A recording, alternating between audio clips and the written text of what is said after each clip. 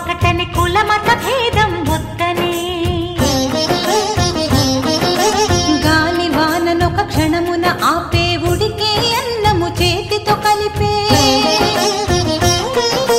రాతి గుండెలను గుడులను చేసే నీటి దీపములు వెలిగించే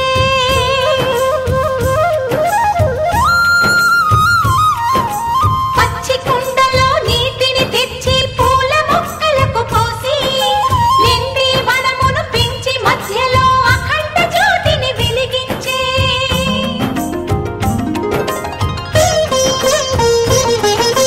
కప్పకు పాముకు స్నేహం కలిపే పల్లి భాషకు అర్థం తెలిపే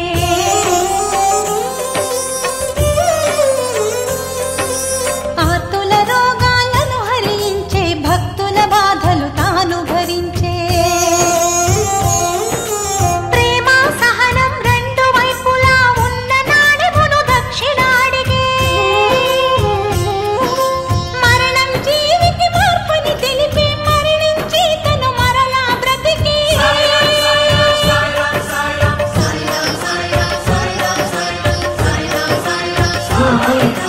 నీదని నాదని అనుకోవద్దనే ధునిలో ఊది విభూతిగనిచ్చే భక్తి వెల్లువలు జయ జయ ఘోషలు సావడి ఉత్సవమై సాగగా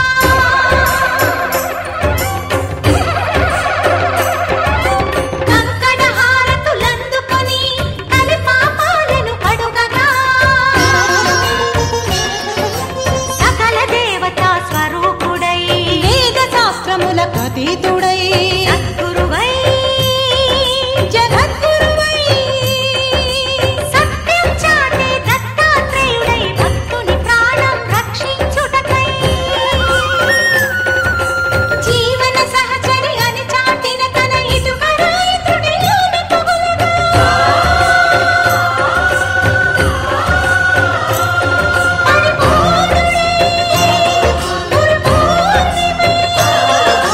భక్తుల మనసుల చిరంజీవి శరీర సీమాలంకణ చేసి దేహము విడిచిన సాయి సమాధి అయ్యను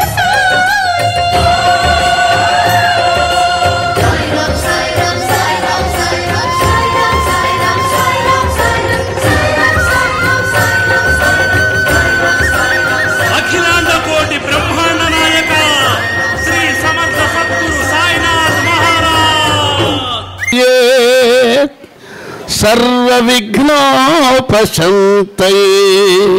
కిసలయ ఖండెందు బిసకుంద పద్మాబ్జ పదపాల భుజరద పాణి నేత్రం గాకళకరభ చక్రవయత్పులన శంఖ జంఘోరుకుజ మధ్య జఘన కంఠం ముకుర చందన బింబ శుక గజ శ్రీకార గండగండోష్టక గమన కర్ణం చంపకెందు స్వర్ణ చపర ధనున్నేల నాసానంగ దృగ్భ్రూ శిరోజం నలిసుధావత్త కుంతలహసనాభి కలిత జనకావనీ పాల కన్యకాలలామ పరిణయమయ్యే కార్ముక ధ్వంసముంగువ గగనతడు అట్టి మన రామచంద్రుడు అయోధ్యరాముడు భద్రాద్రిరాముడు అమ్మలు స్వాములు అందరూ కూడా మనల్ని రక్షించాలని కోరుతూ అమ్మని అమృతపాయనపరమైనటువంటి ఆ వాక్కుల్ని మనం విందాం.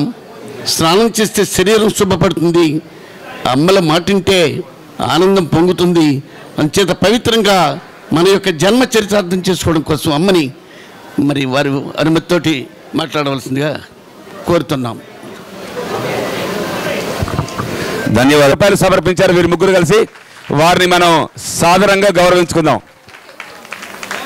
సాయినాథుని ఆశీస్సులు ఎల్లవేళలా వారిపై ఉండాలని మనస్ఫూర్తిగా కోరుకుందాం.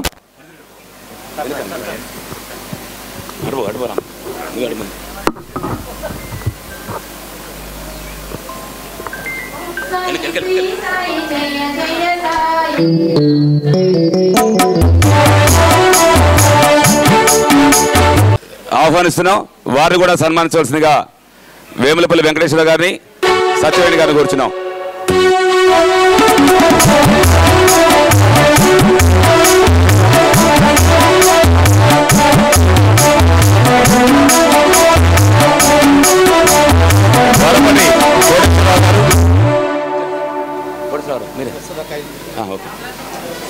దినోత్సవం సందర్భంగా ఈరోజు కార్యక్రమానికి మనకి అన్నదానానికి సహకరించినటువంటి కీర్తిశేషులు తేరాల రామారావు గారి పుత్రులు తేరాల భాస్కర్ తేరాల రమణ వారు 12 రాలేకపోయారు. వారి పుత్రులు వచ్చారు. మన మందిరం తరపున మేడం తోటి వాళ్ళకు కూడా సత్కారం జరగబడుతుంది. ఓం సాయి శ్రీ సాయి జయ జయ సాయి ఓం సాయి శ్రీ సాయి జయ జయ సాయి ఓం సాయి శ్రీ సాయి జయ జయ సాయి ఓం సాయి శ్రీ సాయి షిరిడి సాయి ఓం సాయి శ్రీ సాయి జయ జయ సాయి ఓం సాయి శ్రీ సాయి జయ జయ సాయి జయ జయ సాయి జయ సాయి జయ జయ సాయి. బాగాలేదు నాన్న ఇది. సాయిరం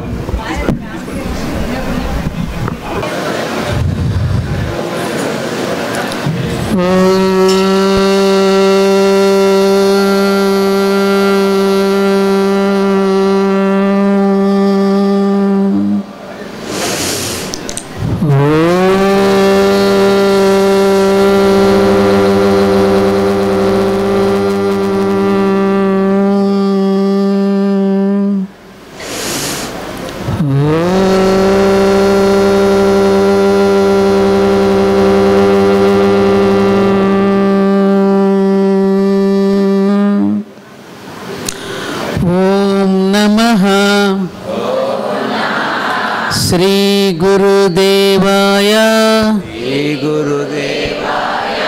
పరమ పురుషాయ సర్వదేవతా వశీకరాయ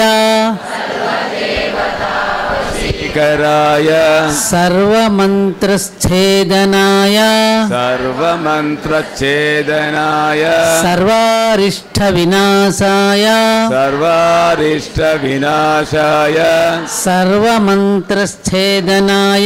సర్వమంత్రఛేదనాయ త్రైలోక్య వశమానాయ శ్రీ శ్రీ శ్రీ శ్రీ శ్రీ శ్రీ సమర్థ సద్గురు సాయినాథ గురవే నమః. ఓం గురు బ్రహ్మ గురుర్విష్ణుః గురుర్దేవో మహేశ్వరః గురు సాక్షాత్ పరబ్రహ్మ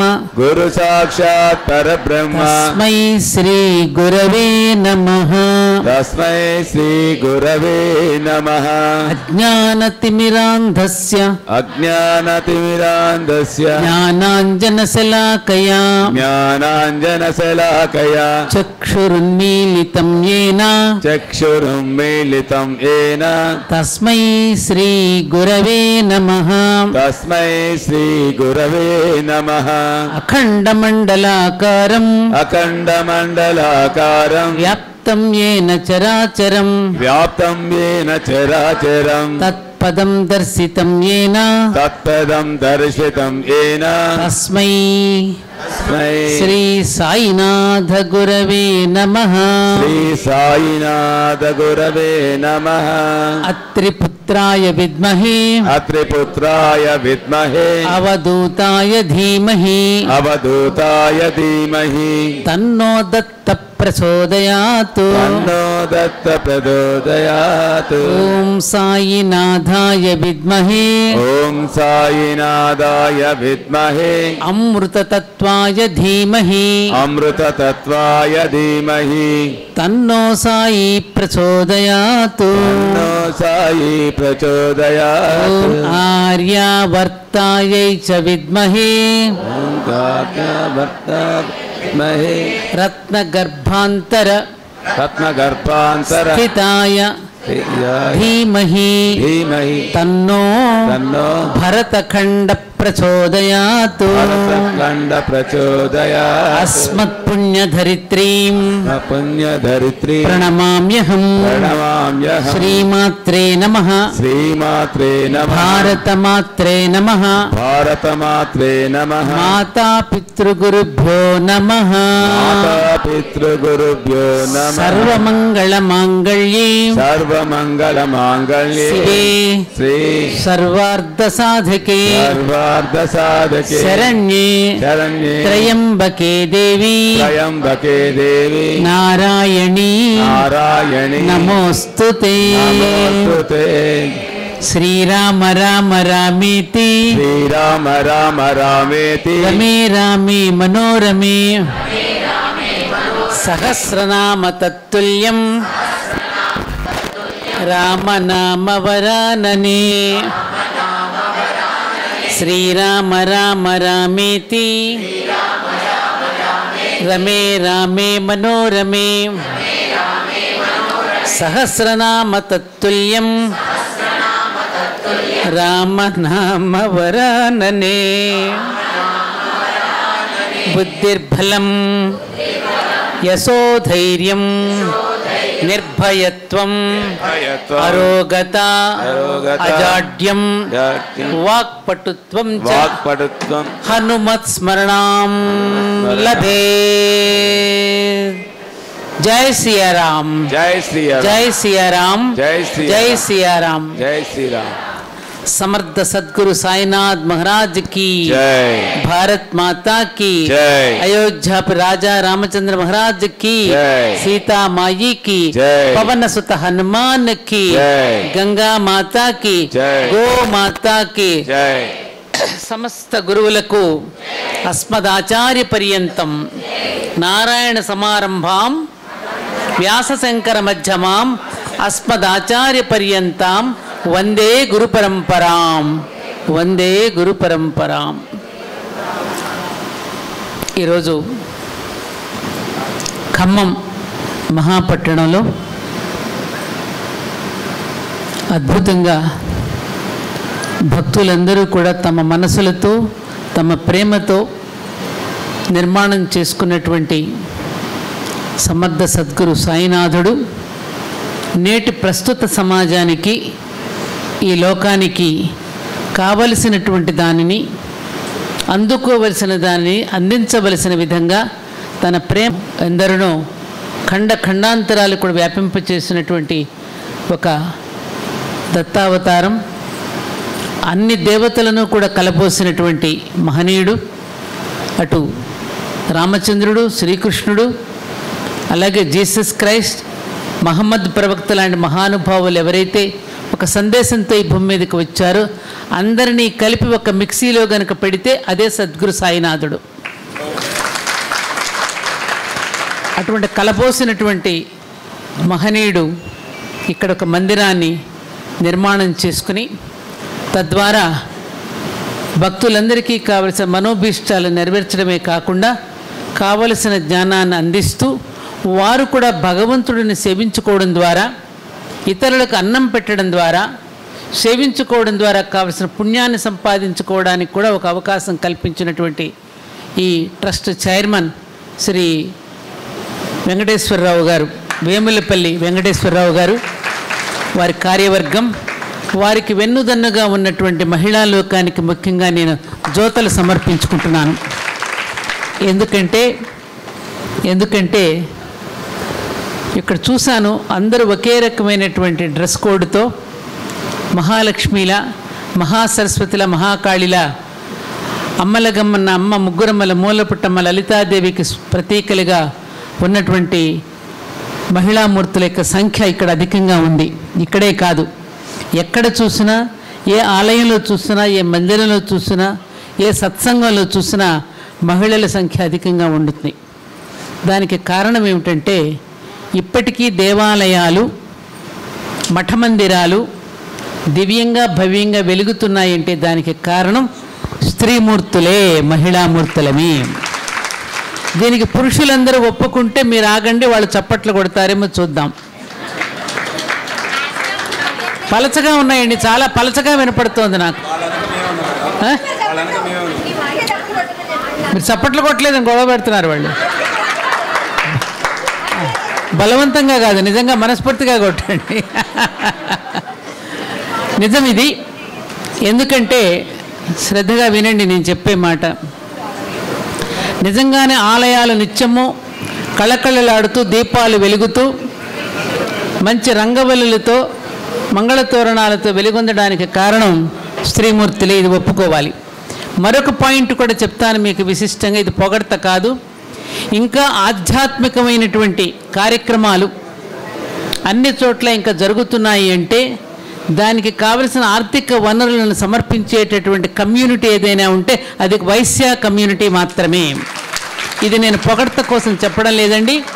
నేను అనేక సభల్లో చెప్పి ఉన్నాను కూడా. ఇది చాలా సభల్లో చెప్పాను, ఇప్పుడు కూడా మీ అందరి ముందు చెప్తున్నా. ఎందుకంటే తమకు వచ్చినటువంటి ధనాన్ని సమాజానికి ఎలా వినియోగించుకోవాలో, భగవంతుడికి ఎలా సమర్పించుకోవాలో, ఆ కన్యకా పరమేశ్వరి యొక్క భక్తులు ఎవరైతే ఉన్నారో వాళ్ళకు మాత్రమే ఆ యొక్క గొప్పతనం ఏమిటో తెలుసు. కాబట్టి వారందరికీ కూడా మరింత ఐశ్వర్యాన్ని అమ్మవారు ఇస్తూ ఆ ఐశ్వర్యాన్ని చక్కగా సమాజహిత కార్యక్రమం వినియోగించేటటువంటి శక్తిని కూడా వారందరికీ ప్రసాదించమని వారిని కోరుకుంటూ అమ్మ స్వామినాథుడిని కూడా ప్రార్థిస్తూ ఇక మన విషయంలోకి వెళదాం.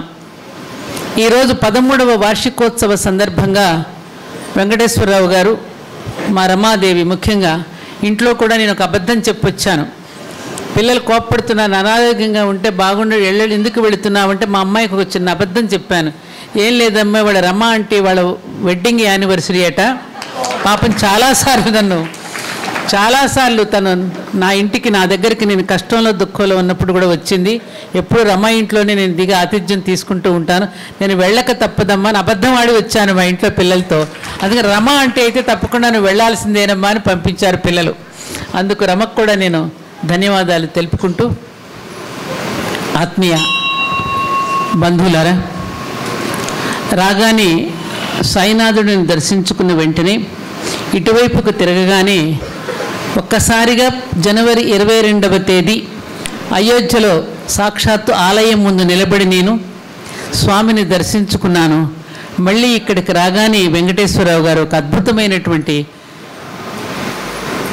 సందర్భాన్ని ఇక్కడ ఆవిష్కరించారు. అదే ఆ బాలరాముడి యొక్క చిత్రపటాన్ని అద్భుతంగా తీర్చిదిద్ది మళ్ళీ ఇక్కడ పెట్టడం రాగానే నన్ను ఒకలాంటి మరో భావోద్వేగానికి గురి చేసింది.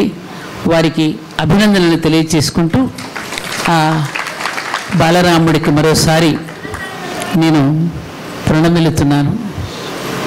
ఆడవాళ్ళందరికీ చూస్తూ ఉంటే ఇలాంటి కొడుకు పుడితే బాగుండు, కొంతమందికి అయితే ఇలాంటి భర్త దొరికితే బాగుండు అనుకునేంత అందంగా ఉన్నాడు కదా. ఉన్నాడా లేదా? ఐ లవ్ యూ రామా అనండి ఒకసారి. I love you Rama. అంత బాగున్నాడు. నేను కూడా ఆ రోజున 15 నిమిషాల పాటు తేరుకోలేకపోయాను అయోధ్యలో. అయోధ్యకి నాకు ఉన్న సంబంధాన్ని ఒక 2 నిమిషాల్లో మీకు చెప్పాలి. 1989వ సంవత్సరం అది. ఒక ఉద్వేగమైనటువంటి క్షణాలలో, ఒక ఆవేశపూరితమైనటువంటి క్షణాలలో అప్పుడు మేము ఉద్యమం చేస్తున్నాం విశ్వ హిందూ పరిషత్ తరపున.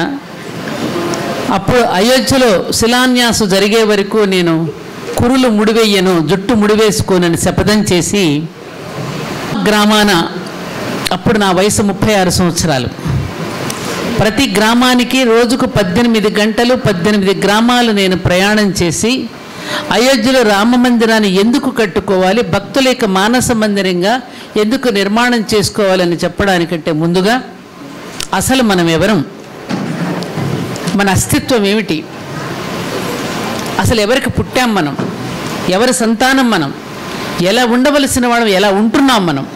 కాబట్టి ఓ భారతీయుడా మేలుకో, నేను ఓ హిందూ మేలుకో అనలేదండి. ఓ భారతీయుడా నువ్వు మేలుకో, నీ అస్తిత్వం ఇది, నీ ఔన్నత్యం ఇది, నువ్వు మామూలు మనిషివి కావు. ఋషుల యొక్క సంతానం మనమందరం. ఆ ఋషుల యొక్క పుట్టిన, అందుకే మన కాశ్యప గోత్రోద్భవస్య, అమ్మ గంటలు కొట్టకండి ఉపన్యాసం జరిగేటప్పుడు. మనం వచ్చినట్టు ఆయనకి ఎలాగో తెలుసు. కాశ్యప గోత్రోద్భవస్య వశిష్ఠ గోత్రోద్భవస్య అంటూ మనం ఆ మునుల యొక్క ఋషుల యొక్క గోత్రాలే మనం చెప్పుకుంటూ ఉంటాం. పక్కనే మా పూజనీయులైన సిద్ధాంతి గారు కూడా పక్కనే ఉన్నారు. వారిని పక్కన కూర్చోబెట్టుకుని నేను మాట్లాడటం అనేది ఎలా ఉంటుందంటే మాస్టర్ దగ్గర పాఠాలు అప్పచెప్తున్నట్టు ఉంటుంది. కాబట్టి గురువుగారు నన్ను మన్నించండి, మీరు ఏదైనా అపశృతి పలికితే మీరు సరిచేయండి నన్ను. ఈ విధంగా మేలుకొలుపుతూ నేను మొట్టమొదటిగా శిలాన్యాస్ 1989 నవంబర్ 9వ తేదీన శిలాన్యాసు నేను పట్టుకెళ్ళిన తెలుగులో రాసుకున్న శ్రీరస్తు శుభమస్తు అవిఘ్నమస్తు అనే 3 ఇటుకలు మాత్రమే మొట్టమొదటిసారిగా అక్కడ పెట్టి శంకుస్థాపన చేయటం అనేటువంటి సంఘటన జరిగింది. అటువంటి అదృష్టం నాకు కలిగింది. 1008 మంది ధర్మాచారుల మధ్యలో నన్ను కూర్చోబెట్టి మంగళాశాసనం చెబుతూ నాకు ముడివేశారు అక్కడ నవయుగ ద్రౌపది అనేటటువంటి టైటిల్తో. అది నేను బ్రతికి ఉండగా సాకారం అవుతుందని నేను ఊహించలేదు. మళ్ళీ నేను బ్రతికి ఉండగానే ఎక్కడైతే నేను శిలాన్యాస్ చేశానో ఆ సింహద్వారం దగ్గరికి వెళ్ళి మొదటిసారిగా నేనే కాలు మోపడం అనే భాగ్యాన్ని కూడా మొన్న నాకు కల్పించారు అయోధ్యలో. అలాంటి నా రామచంద్రుడు నాపైన ఇంత అనుగ్రహం కురిపిస్తాడని నేను ఊహించలేదమ్మా. అటువంటి అనుగ్రహం మీ అందరికీ కూడా ఉండాలని కోరుకుంటూ, అక్కడ రాముడిని మనం పెట్టుకున్నది విగ్రహాన్ని కాదు, ధర్మాన్ని పునఃప్రతిష్టాపన చేసుకున్నాం. అందుకనే సాయినాథుడు కూడా దిగి వచ్చాడు. ఈ అవతార పురుషులు ఎందుకు దిగి వస్తారు? మనకి 2 సాంప్రదాయాలు ఉన్నాయి. ఒకటి దేవతా సాంప్రదాయం, రెండవది అవతార సాంప్రదాయం. రెండవది దేవతలు దేవతలుగానే ఉంటారు అక్కడే, కానీ వాళ్ళు ఎప్పుడు దిగి వస్తూ ఉంటారు మనకి? మానవుడు ధర్మాన్ని మర్చిపోయినప్పుడు, న్యాయాన్ని విస్మరించినప్పుడు, మానవత్వాన్ని పోగొట్టుకున్నప్పుడు, కేవలం ఆచార కర్మకాండలకు మాత్రమే ప్రాధాన్యతనిచ్చి ధర్మాన్ని తోసివేసినప్పుడు తానుగా దిగివచ్చి తన సమ్మోహమైనటువంటి మాటలతోనూ తన స్పర్శతోనూ మళ్ళీ మనలో మేలుకొల్పడానికి, ఎక్కడైతే ఏ పట్టాల మీద నుంచి మనం జారిపడిపోయామో మళ్ళీ తిరిగి ఆ పట్టాల మీద మనం నిలబెట్టడానికి అవతార పురుషులు దిగి వస్తూ ఉంటారు. అలాగే రాముడు దిగివచ్చాడు, అలాగే శ్రీకృష్ణుడు దిగివచ్చాడు. అంతే కదా. అందుకని కృష్ణుడు ఏమన్నాడు ద్వాపరయుగంలో? యదా యదా హి ధర్మస్య గ్లానిర్భవతి భారత అభ్యుత్థానమధర్మస్య తదాత్మానాం సృజామ్యహం పరిత్రాణాయ సాధూనాం చెప్పండి ధర్మ వెరీ గుడ్. ఇది కదా చెప్పాడు. ఎప్పుడైతే ధర్మాన్ని విస్మరిస్తారో ఇందాక నేను చెప్పినట్టుగా అప్పుడల్లా నేను దిగి వస్తూ ఉంటాను. అలా దిగి వచ్చినటువంటి వాళ్ళు ఈ అవతార పురుషులు. ఈ కలియుగంలో మనందరం కూడా అలసత్వం కలిగి ఉగ్రరోగ సంకలితులమై ఏమాత్రమో తీరిక లేక, ఓపిక లేక, ఓర్పు లేక, నానా రకాల ఈతి బాధలు కొట్టుకుంటూ తిట్టుకుంటూ రకరకాలైనటువంటి దీంట్లో జీవిస్తూ ఉన్నటువంటి సమయంలో అస్మదాచార్య పర్యంతం వందే గురు పరంపరాం అన్నట్టుగా కృతయుగంలోనేమో ఆదిగురు దక్షిణామూర్తి, త్రేతాయుగంలో దత్తాత్రేయుడు, ద్వాపరయుగంలో వ్యాస శ్రీకృష్ణులు ఈ విధంగా దిగివచ్చి ఈ కలియుగంలో మనందరినీ కూడా దగ్గరగా వచ్చి స్పృశించి 2-3 మాటలతో శ్రద్ధ సబూరి, శ్రద్ధ పెట్టు పని మీద, సహనంగా ఉండు అనేటువంటి 2 మాటలతో జాతిని మేలుకొలిపి ఇవాళ ప్రపంచ దేశాలంతటా కూడా సాయినాథుడిని గౌరవించని పూజించని వాడు లేడు అంటే నమ్మండి. లేటెస్ట్ అండ్ క్రేజీ గాడ్ ఎవరయ్యా అంటే ఇవాళ సద్గురు సాయినాథుడే. అలాంటి సాయినాథుడు దిగివచ్చి మనకి ప్రేమించటం ఎలాగో, సేవించుకోవటం ఎలాగో నేర్పించారు. కంచి పరమాచార్య చంద్రశేఖరేంద్ర సరస్వతి మహాస్వామి వారు ఒక మాట అన్నారు. మనం ఇళ్లల్లో అశుభం జరిగినప్పుడు మైల పాటిస్తాం. ఎవరైనా చనిపోయినప్పుడు 11 రోజులు 13 రోజుల మైల పాటిస్తూ ఉంటాం. స్వామి ఏమన్నారంటే, ఏ రోజైతే నువ్వు ఇతరులకు సేవ చేయలేదో, బాగా గుర్తుపెట్టుకోండి, ఏ రోజైతే ఇతరులకు నీవు సేవ చేయలేదో ఆ రోజును మైల దినంగా పాటించు అన్నారు స్వామి. ఎంత గొప్ప మాట అది, ఎంత గొప్ప మాట. ప్రతిరోజు పడుకుంటున్నాం, ప్రతిరోజు మనం మరణిస్తున్నాం, మళ్ళీ పుడుతున్నాం. రాత్రిపూట నిద్రలోకి వెళుతున్నామంటే దీర్ఘ నిద్రలోకి మరణించడమే అది. మళ్ళీ ఉదయం లేస్తున్నాం, మళ్ళీ లేచిన తర్వాత మళ్ళీ పునర్జన్మ. అందుకని రాత్రిపూట పడుకోయేటప్పుడు ప్రతి ఒక్కరూ కూడా ఈరోజు ఉదయం నుంచి నా దినచర్య ఎలా సాగింది, నేను ఎవరికి ఏం మంచి పని చేశాను, ఎవరిని ఆదుకోగలిగాను, ఎవరికైనా అన్నం పెట్టగలిగానా, ఎవరినైనా సేవించుకోగలిగానా, కనీసం ఒక మాట సహాయమైనా చేయగలిగానని మనల్ని మనం ఆత్మపరిశీలన చేసుకోవలసినటువంటి రోజు. అటువంటి రోజు ఎప్పుడైనా నువ్వు చేయలేదనుకో అది మైల దినంగా పాటించమన్నారు. ఇది మనం నోట్ చేసుకోవాల్సినటువంటి పాయింట్. కాబట్టి ఇక్కడ ఇందాక వారు 4-5 నా చేత శాలువా కప్పించినటువంటి వారు ఎవరైతే ఉన్నారో ఇంకందరూ మరి సేవించుకున్న వాళ్లే కదా. కాబట్టి ఆ విధుల సేవా కార్యక్రమాల్లో పాల్గొనడానికి మనకు ఒక గొప్ప అవకాశం ఇచ్చినటువంటి వారు సమర్థ సద్గురు సాయినాథుడు. ఒక గురువు దగ్గరికి మనం వచ్చామంటే మనకేం దొరుకుతుంది? అసలు గురువు అంటే ఎవరు? గురువు అంటే ఎవరు? నీ జేబులు ఖాళీ చేసేవాడు నీకు గురువు కాదు. కేవలం బోధ గురువులు కాకుండా ఈ మధ్యన బోధ గురువులు కాకుండా బాధ గురువులు కూడా ఎక్కువైపోతున్నారు. నీ ఇల్లు ఖాళీ చేసేవాడు, నీ జేబులు ఖాళీ చేసేవాడు, నిన్ను నానా రకాల నీ బలహీనతలను ఎన్కాష్ చేసుకునేవాడు నీకు గురువు కాదు. నీకు గురువు అనేవాడు దొరకడు. గురువు నిన్ను స్వీకరిస్తాడు. ఏమిటంటే ఈ గురువు దగ్గర సాయినాథుడు అనేటువంటి గురువు దగ్గరికి వస్తే మీకేమి లభించింది? ఒక ప్రశాంతత లభించింది. ఆయన మనకి ఏదో ఇస్తున్నట్టుగా భావన కలుగుతోంది. ఏమ్మా, మీ అందరికీ ఒక్కొక్కరికి ఎన్నో ప్రయోజనాలు ఉన్నాయి సాయినాథుడి దగ్గర. ఏమిటా ప్రయోజనం? ఆయన అయస్కాంతం అయితే మనందరం ఇనుప ముక్కలం. ఆయన అయస్కాంతమైతే మనందరం ఇనుప ముక్కలం. అయస్కాంతం ఇనుప ముక్కని ఎందుకు ఆకర్షిస్తోంది? అయస్కాంతం ఇనుప ముక్కని ఎందుకు ఆకర్షిస్తోంది? బంగారాన్ని ఎందుకు ఆకర్షించడం లేదు? వెండిని ఎందుకు ఆకర్షించడం లేదు? ఇనుప ముక్కలు కూడా నిగూఢంగా అయస్కాంత ధర్మం ఉన్నది కాబట్టి.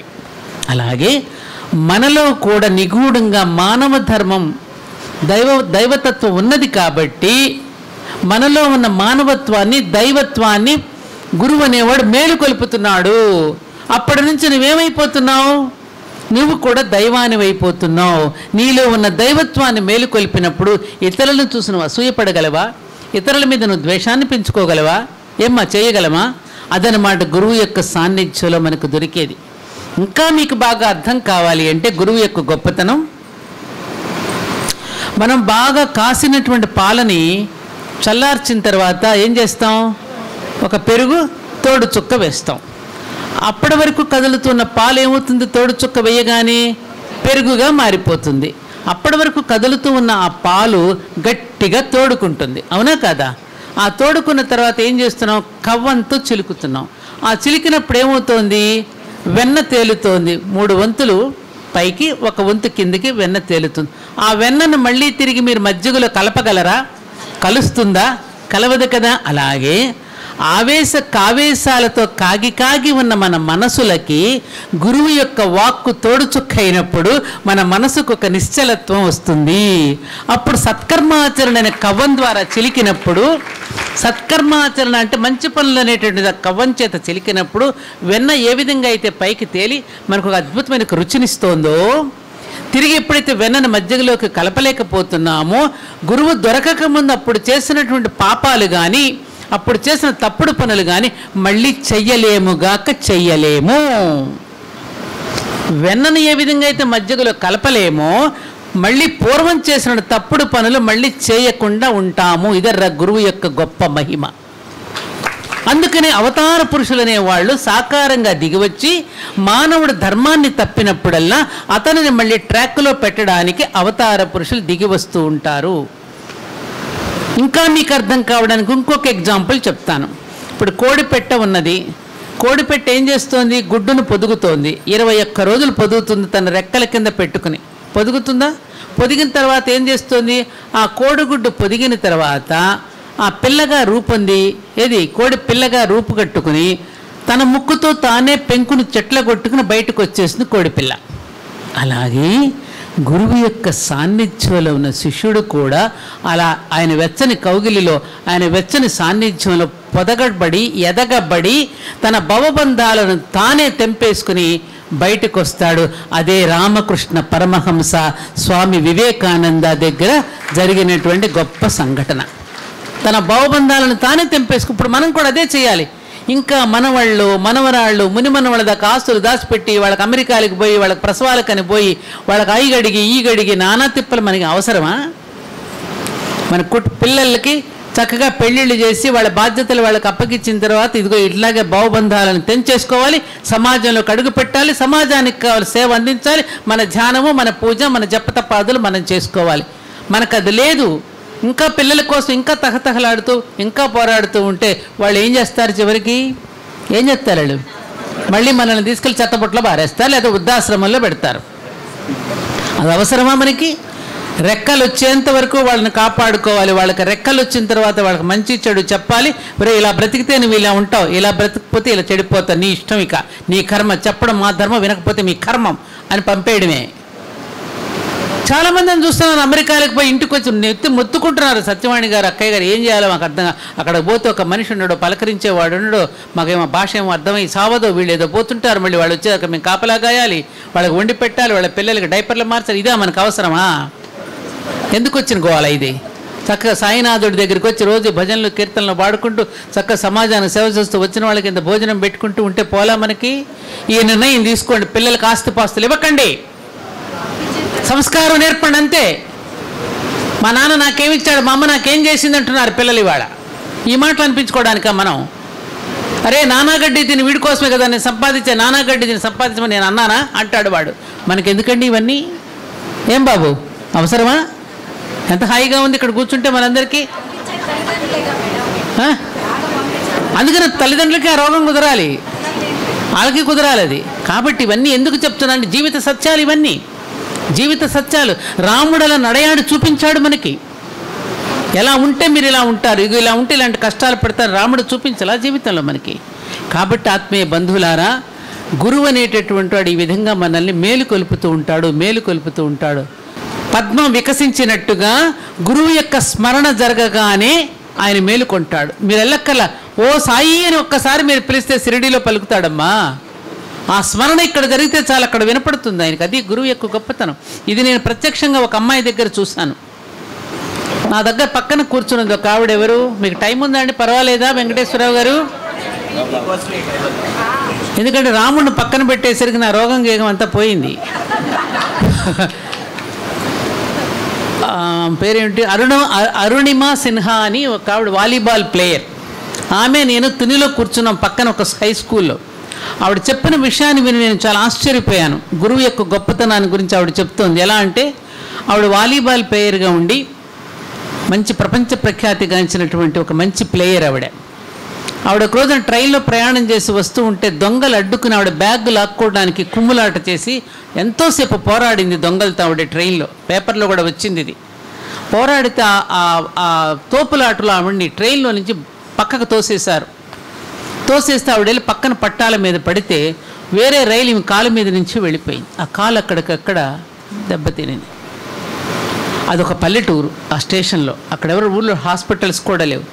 అదే కాలుతో ఆవిడ దేక్కుంటూ ప్లాట్ఫామ్ మీద, ఎవరు రక్షించాలి ఆవిడ్ని, ప్లాట్ఫామ్ మీదకి దేక్కుంటూ వెళ్ళి అక్కడున్న దగ్గరలో ఉన్న హాస్పిటల్కి వెళితే అక్కడ కనీసం ఎనస్థీషియా ఇచ్చే డాక్టర్స్ కూడా లేరట. ఎనస్థీషియా లేకుండానే ఆమె భరించి ఆ కాలుకు ఆపరేషన్ చేయించుకుని అప్పుడు ఒక నిర్ణయం తీసుకుందట.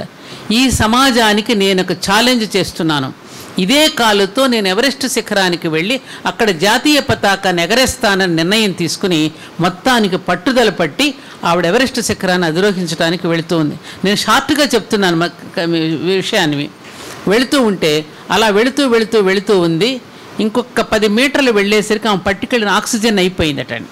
అయ్యో ఆక్సిజన్ అయిపోయింది, నేను అనుకున్న నిర్ణయం, ఆ ఛాలెంజ్ నేను తీసుకోలేకపోతున్నాను అని ఇంకా ఆ మెసేజ్ పంపేయడానికి రెడీ అవుతోందంట.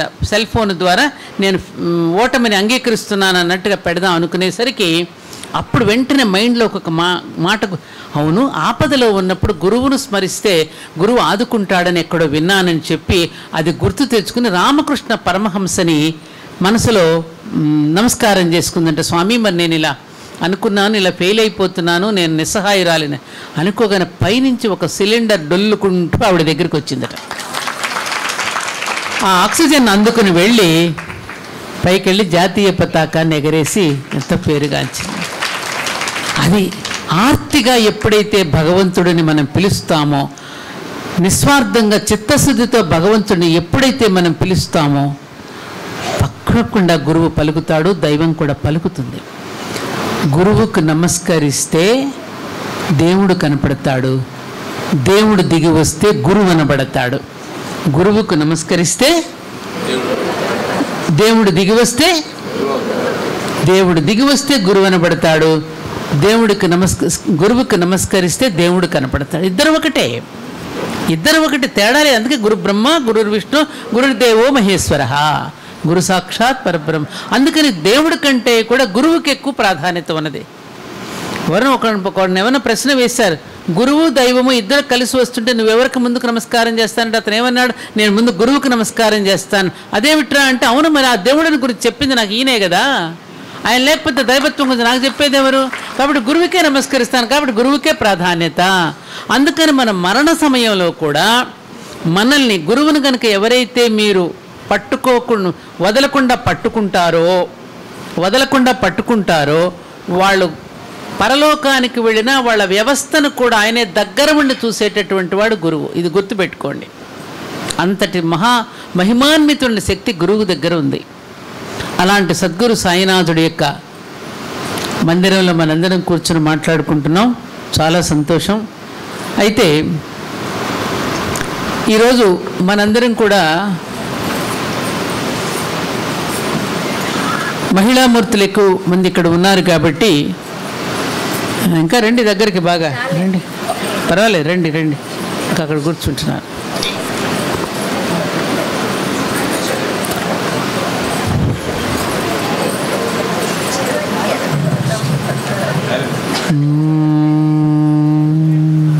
ఓకేనా? ఇప్పుడు మనం అందరం చేయవలసినటువంటి ఒక కర్తవ్యం మన మీద ఉన్నది. ఎందుకంటే ఇప్పుడే మనం బాలరాముడిని చూస్తున్నాం. బాలరాముడిని మనం ప్రతిష్ఠ చేసుకున్నాము అంటే చాలా రామాలయాలు ఉన్నాయి, లక్షల కొద్దీ రామాలయాలు ఉన్నాయి ప్రపంచం అంతటా. ఎందుకంటే జగత్తును పరిపాలించినటువంటి వాడు శ్రీరామచంద్రుడు, ప్రపంచమంతా పరిపాలించినటువంటి వాడు శ్రీరామచంద్రుడు. అటువంటి రాముడిని అక్కడ ప్రతిష్టాపన, ఆయన జన్మభూమిలోనే ప్రతిష్ఠ చేసుకున్నాము అంటే ఇది రాముడిని ప్రతిష్టాపన చేసుకోవడం కాదు, అక్కడ ధర్మాన్ని పునఃప్రతిష్టాపన చేసుకున్నాం. ఇది దాని యొక్క అంతరార్థం. మరి ఆయన విగ్రహం పెట్టేశాం, మనం మూర్తిని పెట్టుకున్న తర్వాత ఏం చేద్దాం మనం? నాకు ఆయన చూపు నాకు అలాగే అనిపించింది. మన అయోధ్యలో రాముడిని చూస్తే, అవును నన్ను తెచ్చిపెట్టారు, బాగానే ఉంది, ఇప్పటి వరకు నేను బాగానే ఉన్నాను, ఇప్పుడు ఎందుకు నన్ను తెచ్చిపెట్టారు ఇక్కడికి? ఏం చేయమని తెచ్చిపెట్టారు నన్ను ఇక్కడ? నేనేం చేయాలి మీ అందరికీ అని అడిగాడు రాముడు. నాకు అడిగినట్టుగా నాకు అనిపించింది. అప్పుడు మనం ఏం సమాధానం చెప్పాలి? ధర్మాన్ని మళ్ళీ తిరిగి మాలో పాదుకలుపుకోవడానికే నిన్ను నేను తెచ్చిపెట్టుకున్నాం అని నేను అన్నాను. ఏమిటా ధర్మం? రామో విగ్రహవాన్ ధర్మ. అందుకని బాబా కూడా ఇప్పుడు శ్రీరామనవమి కళ్యాణాలు అసలు చేయించమని బాబానే ఆదేశించారు. తెలుసా మీకు ఆ విషయం? ప్రతి సంవత్సరం షిరిడీలో రామనవమి చేయించేవారు, అలాగే దీపావళి చేయించేవారు. ముఖ్యంగా గురు పౌర్ణమి నాడు తనని పూజించమని చెప్పలేదు సాయిబాబా, వేదవ్యాసుడిని పూజించమని చెప్పాడు. ఆ వ్యాసుడే లేకపోతే మన భారతం లేదు, భాగవతం లేదు, వేదాలు లేవు, విజ్ఞానం లేదు. అందుకని వ్యాస పౌర్ణమి జరుపుకోమని బాబా చెప్పారు మనకి మహానుభావులు. అందుకని ధర్మం అంటే ఏమిటి? అసలేమిటి దీని అర్థం? పిల్లలు అడుగురే నీకు ఇది ధర్మం కాదురా అంటాడు. పిల్లాడు ఎవరన్నా పెన్సిల్ లాక్కుంటే ఒరే ఇది నీకు ధర్మం కాదురా, నా పెన్సిల్ లాక్కున్నావేంట్రా అంటాడు. పసిపిల్లవాడు కూడా వాడతాడు ఈ పదాన్ని. అంటే ఏమిటి? ఎవరైతే నీకు బాధ కలిగించారో, ఎవరి వలన నువ్వు బాధపడ్డావో, నువ్వు కూడా ఇతరులకు ఆ రకమైన బాధను కలిగించకుండా ఉండడమే ధర్మం. ఇది సింపుల్. పదం లేదు, ధర్మం అనే పదానికి ఇంగ్లీష్లో పదం లేదు. అందుకని ఇంగ్లీష్లో దాన్ని ఏమన్నారు? రిలీజియన్ అన్నారు. అంటే మతం. మనది మతం కాదు, మనది ధర్మం. మతం అనేది వైయక్తికం, అంటే వ్యక్తిగతం. ధర్మం అనేది యూనివర్సల్, అంటే విశ్వానికి సంబంధించింది ధర్మం. అది మన సనాతన ధర్మం, అంటే ఎటర్నల్ ధర్మ. దానికి ప్రతిరూపమే రామచంద్రుడు. అది తెలియజేయడం కోసం ఏం జరిగింది? ఇప్పుడు చూడండి ఎగ్జాంపుల్ మీకు అర్థమయ్యేటట్టు చెప్పడానికి ప్రయత్నిస్తున్నా. ఈ యావత్తు సృష్టిలో తీపి అనే ఒక ధర్మం ఉందిగా, కారం అనే ఒక ధర్మం ఉందిగా, చేదు అనే ఒక ధర్మం ఉంది, పులుపు అనే ఒక ధర్మం ఉంది. ఈ సృష్టిలో ఉన్న తీపిని మొత్తాన్ని మీరు నాలుకతో రుచి చూడగలరా? అలాగే చేదును రుచి చూడగలరా? కారాన్ని రుచి చూడగలరా? చేదును రుచి చూడగలరా? కాబట్టి అది ఏదో ఒక రూపంలో మనకు దర్శనమిస్తేనే, అలాగే సృష్టిలో ఉన్న యావత్తు తీపి అనే ధర్మాన్ని ఒక మామిడి పండు రూపంలో ఎలా అయితే మన ముందుకు వచ్చిందో, ఒక చెరుకు గడ రూపంలో ఎలా వచ్చిందో, అలాగే సృష్టిలో ఉన్న యావత్తు ధర్మాన్ని కలబోస్తే ఆ వెలుగు ముద్దే రాముడు. అందుకే రామో విగ్రహవాన్ ధర్మ. ధర్మానికి ప్రతిరూపం ఎవరయ్యా అంటే రాముడే. ఆ ధర్మానికి ప్రతిరూపమైన రాముడిని అనుసరించినటువంటి గొప్ప వ్యక్తి ఎవరు? సీతా మాత. రాముడు ధర్మమైతే సీతమ్మ సంస్కృతి. రాముడు ధర్మమైతే సీతమ్మ సంస్కృతి. ధర్మాన్నించి సంస్కృతిని విడగొట్టాలనుకున్నాడు ఎవరు? రావణాసురుడు. ధర్మాన్నించి సంస్కృతిని ఎత్తుకుపోయాడు. ధర్మాన్నించి సంస్కృతిని ఎత్తుకుపోతే ప్రమాదం అని గ్రహించిన వాడెవడు? ఆంజనేయుడు. అందుకని ధర్మాన్నించి ఎత్తుకుపోయిన సంస్కృతిని ఆంజనేయుడనే వివేకం వచ్చి కలిపింది ఇద్దరిని. అది రామాయణం యొక్క ఎస్సెన్స్. ఇప్పుడు అలాగే మనం కూడా మన సనాతన ధర్మాన్ని మర్చిపోయి పాశ్చాత్య సంస్కృతిని ప్రేమిస్తున్నాం. అవునా కాదా? గట్టిగా చెప్పండి, అవునా కాదా? అందుకని మన సనాతన ధర్మం అనేటటువంటి మన దాన్ని పాశ్చాత్యులు అనేటువంటి రావణాసురులు విడదీస్తే ఇప్పుడు ఎవరు కలపాలి? అందుకని కాలం అనే లక్ష్మణుడు హెచ్చరిక చేశాడు, ఈ ధర్మాన్ని నుంచి కనుక సంస్కృతి కనుక విడిపోతే చాలా ప్రమాదము, నువ్వు దాటవద్దు అని, కాలాన్ని అధిగమించవద్దని లక్ష్మణుడు గీటు గీస్తే కూడా పాపం ఆ తల్లి వాడి యొక్క భయంకరమైన శాపాలకు భయపడిపోయి ఆవిడ దాటేసింది. అంటే ధర్మాన్ని నుంచి సంస్కృతి వెళ్ళిపోయింది, ఎత్తుకుపోయారు. ఇప్పుడు మనం చేయవలసింది కూడా ఏమిటి? మన ఎత్తుకుపోయినటువంటి మన సంస్కృతిని, విదేశీయుడనే రావణాసురుడు ఎత్తుకుపోయినటువంటి సంస్కృతిని మళ్ళీ మన సనాతన ధర్మానికి తెచ్చుకున్నప్పుడే అప్పుడే రామరాజ్యం. అప్పుడే రామరాజ్యం. దీనికోసమే అప్పుడే అక్కడ కూర్చున్న మన గురుదేవులైన సాయినాథుడు కూడా మనల్ని అనుగ్రహిస్తాడు, ఆశీర్వదిస్తాడు. ఇది గుర్తుపెట్టుకోండి ఆత్మీయ మహిళామూర్తులారా. మహిళామూర్తులని ఎందుకంటున్నాను? ఏం పురుషులకు లేదా బాధ్యత అంటే, పురుషులకి కూడా బాధ్యతను నేర్పించవలసిన కర్తవ్యం స్త్రీలదే. కాబట్టి స్త్రీలకే చెప్పాలి. నీ గర్భంలో నుంచే ఈ పసివాడు బయటకు వస్తున్నాడు. ఎవరు సృష్టించారు వాడిని? ఎవరు? మనం కాదా? ఈ సృష్టించిన వాడికి నేర్పించింది ఎవరు? మనం కాదా? ఒరే, తల ఇలా దువ్వుకోవాలి, ముక్కు ఇలా చీదుకోవాలి, కళ్ళల్లో పుసులు వస్తే ఇలా తుడుచుకోవాలి, ఏమ్మా దగ్గొస్తే ఇలా చెయ్యి అడ్డు పెట్టుకోవాలి, బట్టలు ఇలా వేసుకోవాలి, అన్నం ఇలా కలుపుకుని తినాలి, ఇలా నంజుకోవాలి, ఇలా ఉండాలి, అలా ఉండాలి, ఇలా నడవాలని ఇవన్నీ నేర్పింది ఎవరమ్మా వాళ్ళకి? అమ్మే కదా. కాబట్టి బాధ్యత ఎవరికి ఎక్కువ ఉంది? అమ్మకుంది. మరి అమ్మ చెడిపోతే ఏమవుతుంది? అమ్మ సీరియల్స్ ముందు కూర్చుంటే ఎలా ఉంటుంది? పనికిమాలిన సీరియల్స్ ముందు, దరిద్రపు సీరియల్స్ ముందు భర్తను కొట్టేది, భర్తకు విషం ఇచ్చేది, అత్తగారిని తిట్టేది, అత్తగారిని కొట్టేది, ఆడబడుతులు, తోటి కోడళ్ళు విషం చిమ్ముకోవడం, ఇలాంటి దరిద్రపు సీరియల్స్ ముందు నా తల్లులందరూ కూర్చుంటే ఏమైపోతారు వీళ్ళంతా? రేపు తింటే తినరా, లేకపోతే స్విగ్గీకి ఆర్డర్ ఇచ్చుకోండి, జొమాటోకి ఆర్డర్ ఇచ్చుకోండి. అయితే గురువుకు నమస్కరిస్తూ ఆయన మేలుకొన్నాడు, శిష్యుడికి నమస్కరిస్తూ ఈయన మేలుకొలిపాడు. అది గురు శిష్యుల యొక్క గాఢత్వం.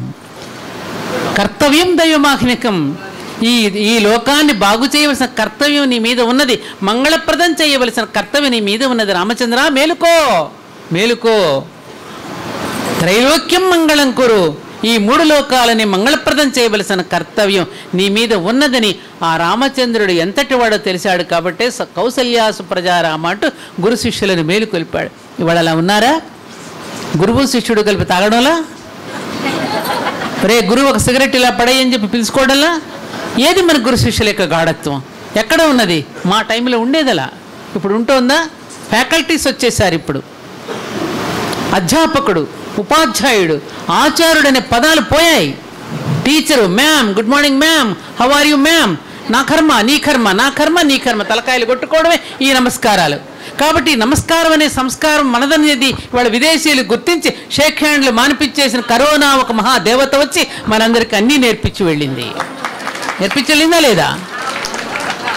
హెచ్చరిక చేసి వెళ్ళింది. ఇది కాదురా మీ బ్రతుకు, ఇది కాదురా మీ జీవన విధానం, మీదైన జీవన విధానాన్ని మీరే మర్చిపోతే ఎట్లాగరా?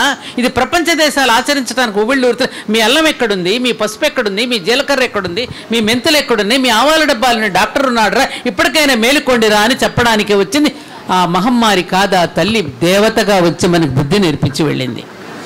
ఆఖరి ఒబామా లాంటి అమెరికన్ ప్రెసిడెంట్లు కూడా షేక్ హ్యాండ్ ఇయటానికి భయపడి వాళ్ళ చేతులతో నమస్కరిస్తున్నారంటే ఆ బ్రహ్మాండానికి ప్రతీకని ఈ చెయ్యిని, ఈ పిండాండానికి ప్రతీకని ఈ చెయ్యిని రెండింటినీ కలిపి చేసే నమస్కారమే నమస్కారంలో సంస్కారం మంది. ఇదండి మన భారతీయత, ఇదండి మనదైనటువంటి సనాతన ధర్మం. అటువంటి సనాతన ధర్మాన్ని పరిరక్షించడంలో ఎక్కువ బాధ్యత మహిళలదే. పురుషులకి కూడా బాధ్యత నేర్పించవలసింది మహిళలదే. కాబట్టి మేమే ఎందుకు చేయాలి? మాకు సమాన హక్కులను పోరాడకండమ్మా. అసలు మనకు సమాన హక్కులు ఏమిటమ్మా? ఆ దరిద్రపు ఇంటర్నేషనల్ ఉమెన్స్ డే అని పెడుతూ ఉంటారు. ఎందుకు పెడతారో నాకు అర్థం కాదు ఈ దేశంలో. ఎందుకు ఇక్కడ ఈ అవసరమా? మనకి ఉమన్ WOMAN ఉమన్లోని MAN మ్యాన్ ఉన్నాడు, SHE షీలోని HE హీ ఉన్నాడు, FEMALE ఫిమేల్లోని MALE మేల్ ఉన్నాడమ్మా.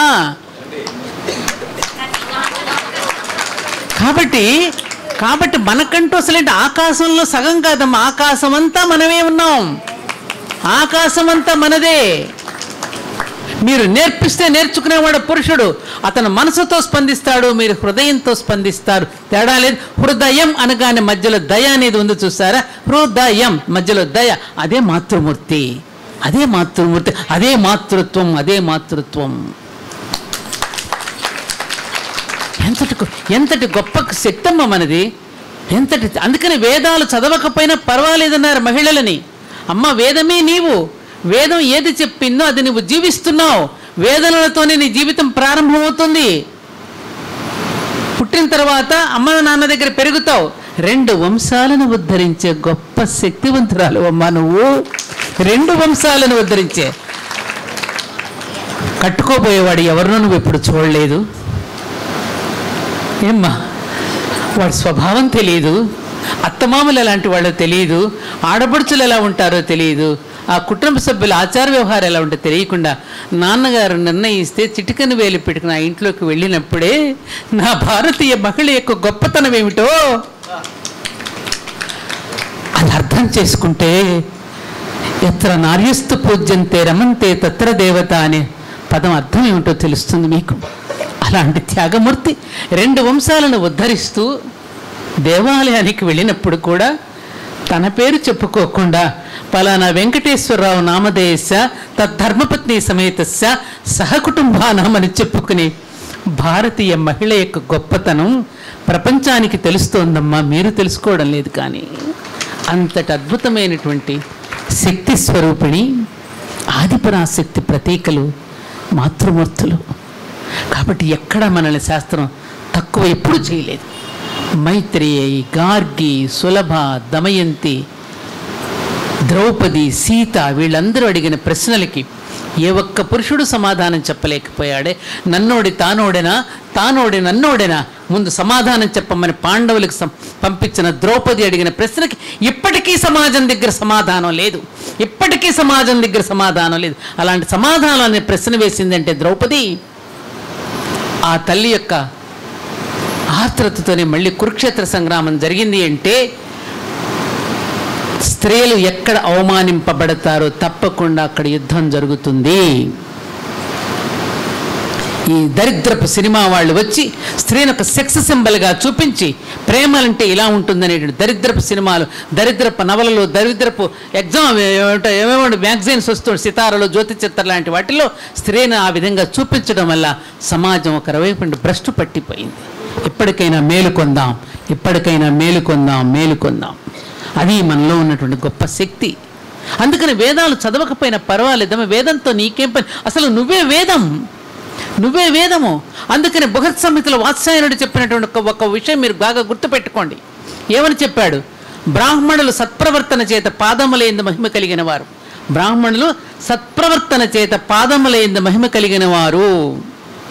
గోవులు పృష్ఠభాగము యందు మహిమ కలిగి ఉన్నవి. గొర్రెలు గుర్రములు లాంటి ముఖమునందు మహిమ కలిగినవి. స్త్రీలు మాత్రం తమ త్యాగం చేత ప్రేమ చేత సర్వము మంగళప్రదమే, సర్వము కూడా వాళ్ళు సారవంతమే అని చెప్పింది. స్త్రీలు ఎక్కడ అమంగళలు కాదు. స్త్రీ ఎప్పుడూ సుమంగళే, ఎప్పుడూ సుమంగళే. గుర్తుపెట్టుకోండి తల్లులారా. ఈ మధ్య కాలంలో వస్తున్నటువంటి కొన్ని అనాచారపు మూఢాచారాలను తోసిపుచ్చండి. ఇవన్నీ మానవులు పెట్టుకునే వేదం చెప్పింది కాదు, ఋషులు చెప్పింది అంతకంటే కాదు. స్త్రీలు సర్వము సారవంతమే, సర్వము సారవంతమే. గుర్తుపెట్టుకోండి. మానవ కల్పితాలను నమ్మకండి, వేదాన్నే నమ్మండి, ఋషులు చెప్పిందే ప్రమాణంగా తీసుకోండి మీరు. అందుకని సాష్టాంగ నమస్కారం పురుషులను చేస్తారు, స్త్రీలు చెయ్యరు. ఎందుకంటే స్త్రీలలో ఉండేటటువంటి కొన్ని అంగాంగాలు పవిత్రమైనవి కాబట్టి నేలకు తాకనివ్వకుండా వాళ్ళని జాగ్రత్తగా పవిత్రంగా చూసుకున్నారు కాబట్టి వాళ్ళు సాష్టాంగ నమస్కారం చేయనక్కర్లేదు, పురుషుడు మాత్రమే చేస్తాడు. అంత్యక్రియలు కూడా పురుషుడే ఎందుకు చేస్తాడు అంటే స్త్రీలు ఎప్పుడు దీపారాధన స్త్రీలు చేస్తారు, కొబ్బరికాయ పురుషుడు కొడతాడు. మన పూజల్లో కూడా ఎప్పుడు స్త్రీ వెలిగించే స్థితిలో ఉంటుంది కానీ కాల్చే స్థితిలో లేదు. గుర్తుపెట్టుకోండి, మీరు వెలిగించే స్థితిలో ఉన్నారు. భర్తలను బ్రతికించుకున్న జాతి మనది కాబట్టి అంత్యక్రియలు పురుషులు చేస్తారు, కాల్చే స్థితిలో మనం లేం. ఎప్పుడు దీపాలు వెలిగించే స్థితిలో మనం ఉన్నాం. అది గుర్తుపెట్టుకోండి మాతృమూర్తులారా. మరి ఇద్దరు ఆడపిల్లలే ఉంటారు, మరి అంత్యక్రియలప్పుడు ఆడపిల్లలు చేయకూడదు కదా. మరి అప్పుడు ఎవరు చేయాలి? దీపారాధనకి అమ్మాయి కలిగి మరి అప్పుడు అనుకుంటూ నాకు ఇద్దరు ఆడవాళ్ళు ఎప్పటికైనా ఆ రోజు రావచ్చు, మనం అప్పుడు ఎదురు చేస్తాం. చెప్తా. అప్పుడు మనకి ఆపద్ధర్మ సూత్రాలని కొన్ని ఉన్నాయి. ఆపద్ధర్మంగా చేయడానికి ఇద్దరు ఆడపిల్లలే ఉంటే తప్పనిసరిగా ఆయన గర్భాన జన్మించారు కాబట్టి ఆడపిల్ల కూడా ఆ సమయంలో అంత్యక్రియలు చేయవచ్చు. ధర్మసింధులు కొన్ని నిర్ణయించబడ్డాయి. అటువంటి దాంట్లో ఆపద్ధర్మం అన్నాను నేను. కాబట్టి అసలు ఒరిజినల్గా చేసుకునేటటువంటిది పురుషులు చేయటం. బంధువులు, బాబాయిలు, ఇంకా కొడుకులు ఉంటారు, అల్లుళ్ళు ఉంటారు, అలాంటి వాళ్ళు కూడా చేయొచ్చు, అల్లుడు కూడా చేయొచ్చు. సో ఇది ఇప్పుడు ప్రశ్నలు వేస్తే మళ్ళీ సమయం ఎక్కువ అవుతుంది, ముందు తర్వాత చెప్తాం. సో ఈ విధంగా ఏమిటంటే ముఖ్యంగా ఎందుకంటే మాతృమూర్తులు నాకు ఎక్కువ మంది కనపడ్డారు కాబట్టి ఈ విషయాలన్నీ నేను స్మరణకు తెస్తున్నా. అలాంటి ఉన్నతమైనటువంటి స్థితిలో మనల్ని ఉంచింది సమాజం.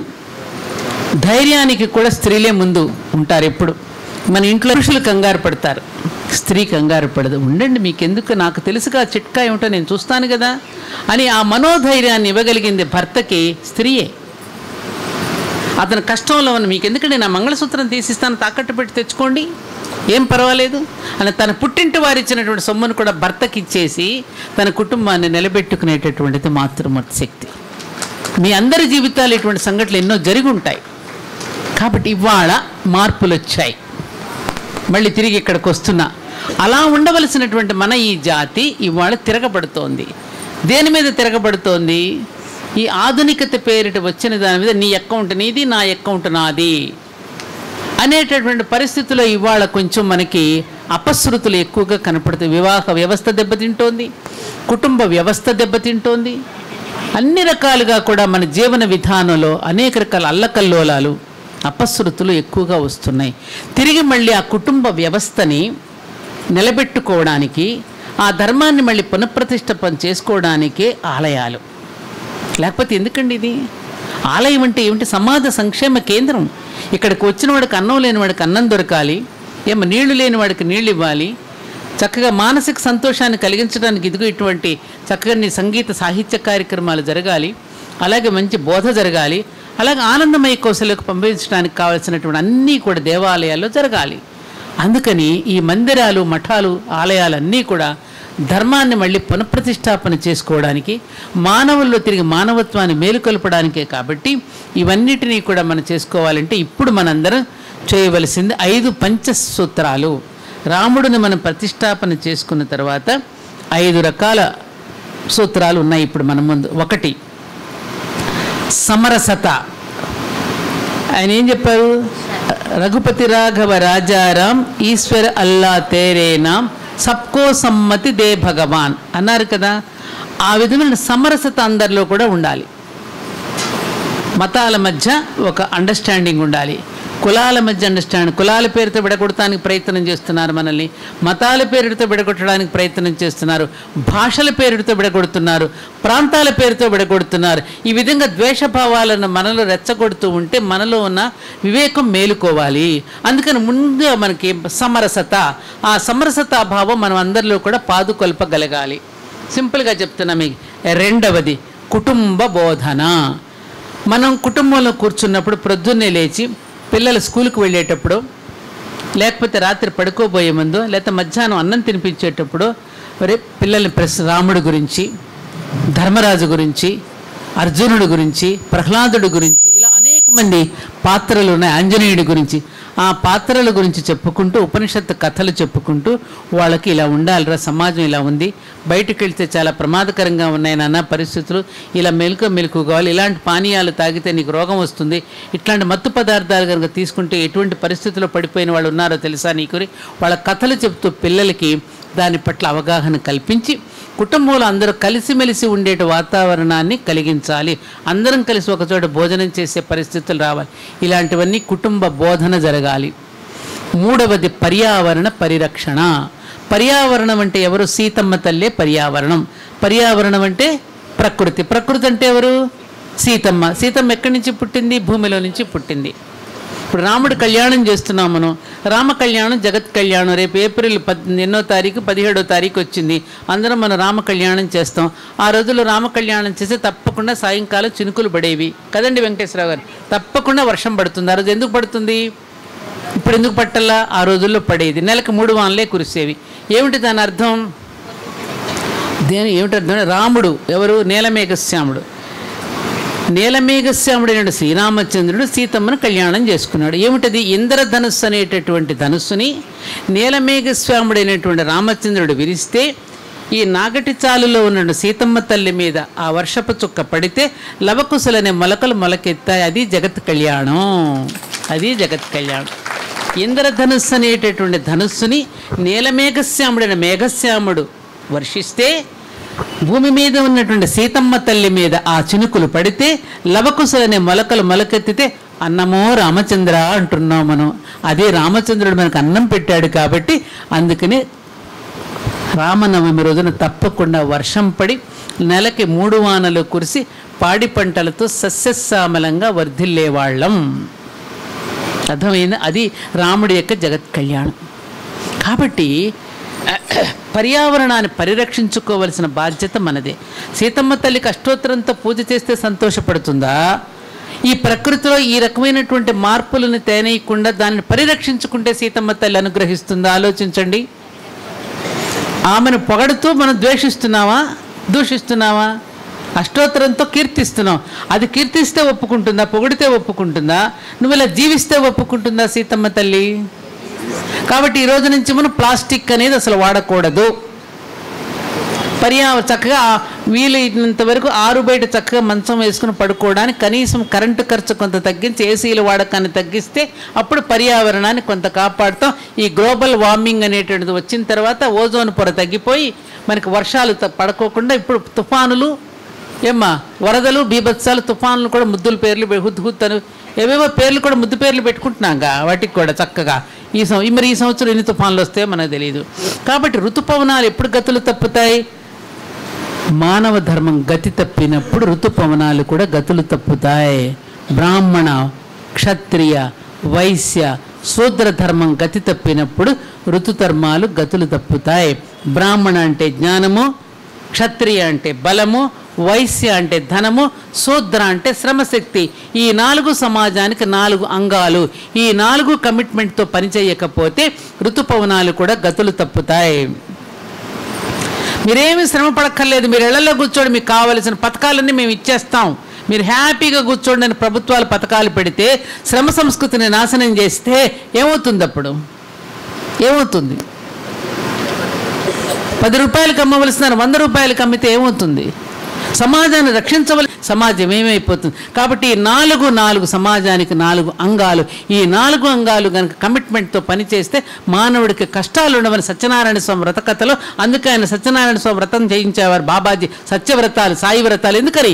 ఈ 4 వర్ణాలు అంటే 4 ప్రవృత్తులు, కులాలు కాదక్కడ. బ్రాహ్మణ అంటే జ్ఞానశక్తి, క్షత్రియ అంటే బలము, వైశ్య అంటే ధనము, శూద్ర అంటే శ్రమశక్తి. ఈ 4 కమిట్మెంట్తో పనిచేస్తే మానవులకు కష్టాలు ఉండవు. కాబట్టి సత్యాన్ని వ్రతంగా స్వీకరించండి, కమిట్మెంట్తో పని చేయండి అని చెప్పింది సత్యనారాయణ స్వామి వ్రత కథ. తీర్థానికి ప్రసాదానికి ముడిపెట్టేసి మనం తీర్థం తీసుకోకపోతే పాపం వస్తుంది, ప్రసాదం తీసుకోకపోతే ఓడ మునిగిపోతుంది, ఇలాంటి కథలు కాదు మనకి చెప్పింది. సత్యమే నారాయణ స్వరూపం, దానిని సత్యాన్ని ఆచరించండి. ఇది నేను అథెంటిక్గా ఎందుకు చెప్తున్నానంటే అలాంటి సత్యాన్ని వ్రతంగా స్వీకరించినటువంటి వాడికి ధర్మపత్నిగా ఉన్నాను కాబట్టి ధైర్యంగా చెప్తున్నాను మీకు. నేను ధైర్యంగా చెప్తున్నాను ఈ విషయాన్ని మీకు.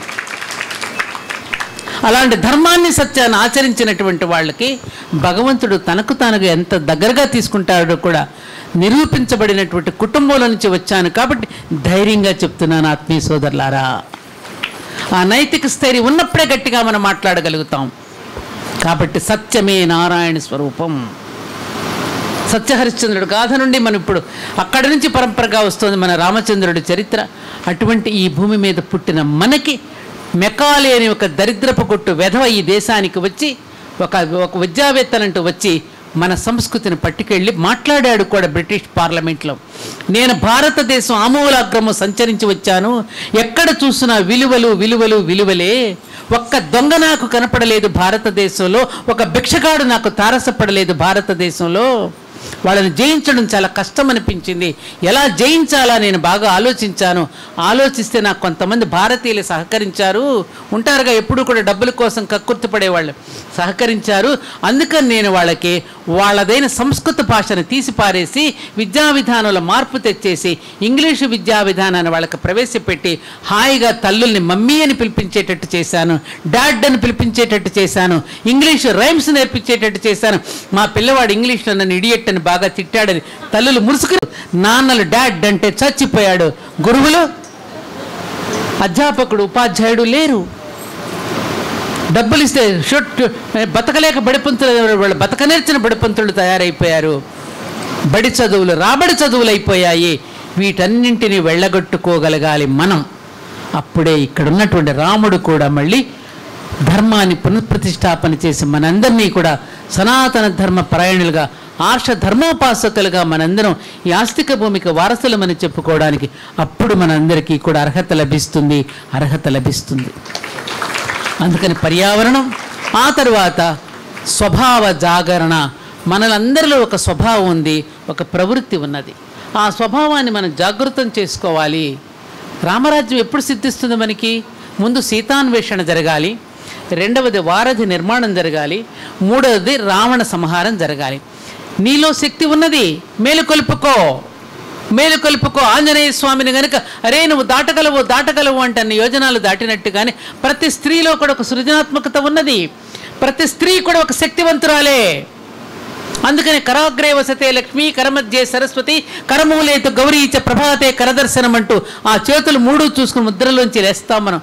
నాలో ఉన్నటువంటి శక్తి 3, జ్ఞానం ఉన్నది, ఇదిగో ఈ సౌండ్, ఈ రూపం, ఆ తర్వాత లోపల ఉన్నటువంటి వేడి ఉష్ణోగ్రత, ఈ 3 కూడా మహాకాళి, మహాసరస్వతి, మహాలక్ష్మి, ఈ 3 నాలో ఉన్నాయి. హీట్ ఉందా? థర్మామీటర్ పెడుతున్నాడా డాక్టర్? హీట్, లైట్, ఈ వెలుగు, సౌండ్, ఈ మాట, ఈ 3 నాలో ఉన్నాయి. ఈ 3టిని నేను మేలు కలుపుకుంటూ నా దినచర్యను ప్రారంభించుకుంటున్నానంట. అలా నీలో ఉన్న 3 శక్తుల్ని మేలు కలుపుకో. అదే శక్తి అన్వేషణ. నీలో ఉన్న శక్తితో నువ్వు ఏదైనా చేయగలవు. శక్తి అన్వేషణ జరగాలి అంటే అది సీతాన్వేషణ జరగాలి. రెండవది వారధి నిర్మాణం. ఆ వారధి కడుతూ ఉన్నప్పుడు ఎవరెవరు కట్టారండి వారధిలో? ఎవరెవరు పాల్గొన్నారు? నరులు పాల్గొన్నారు, వానరులు పాల్గొన్నాయి, పక్షులు పాల్గొన్నాయి, ఉడతలు పాల్గొన్నాయి, అన్నీ పాల్గొని వారధి నిర్మాణం చేశారు. కాబట్టి నేను కమ్మ, నేను రెడ్డి, నేను బ్రాహ్మణం, నేను అది, నేను ఇది అనేటటువంటి అన్నీ కూడా మన వ్యక్తిత్వాలన్నీ కరిగిపోవాలి. అక్కడ మన కులాలన్నీ కరిగిపోవాలి.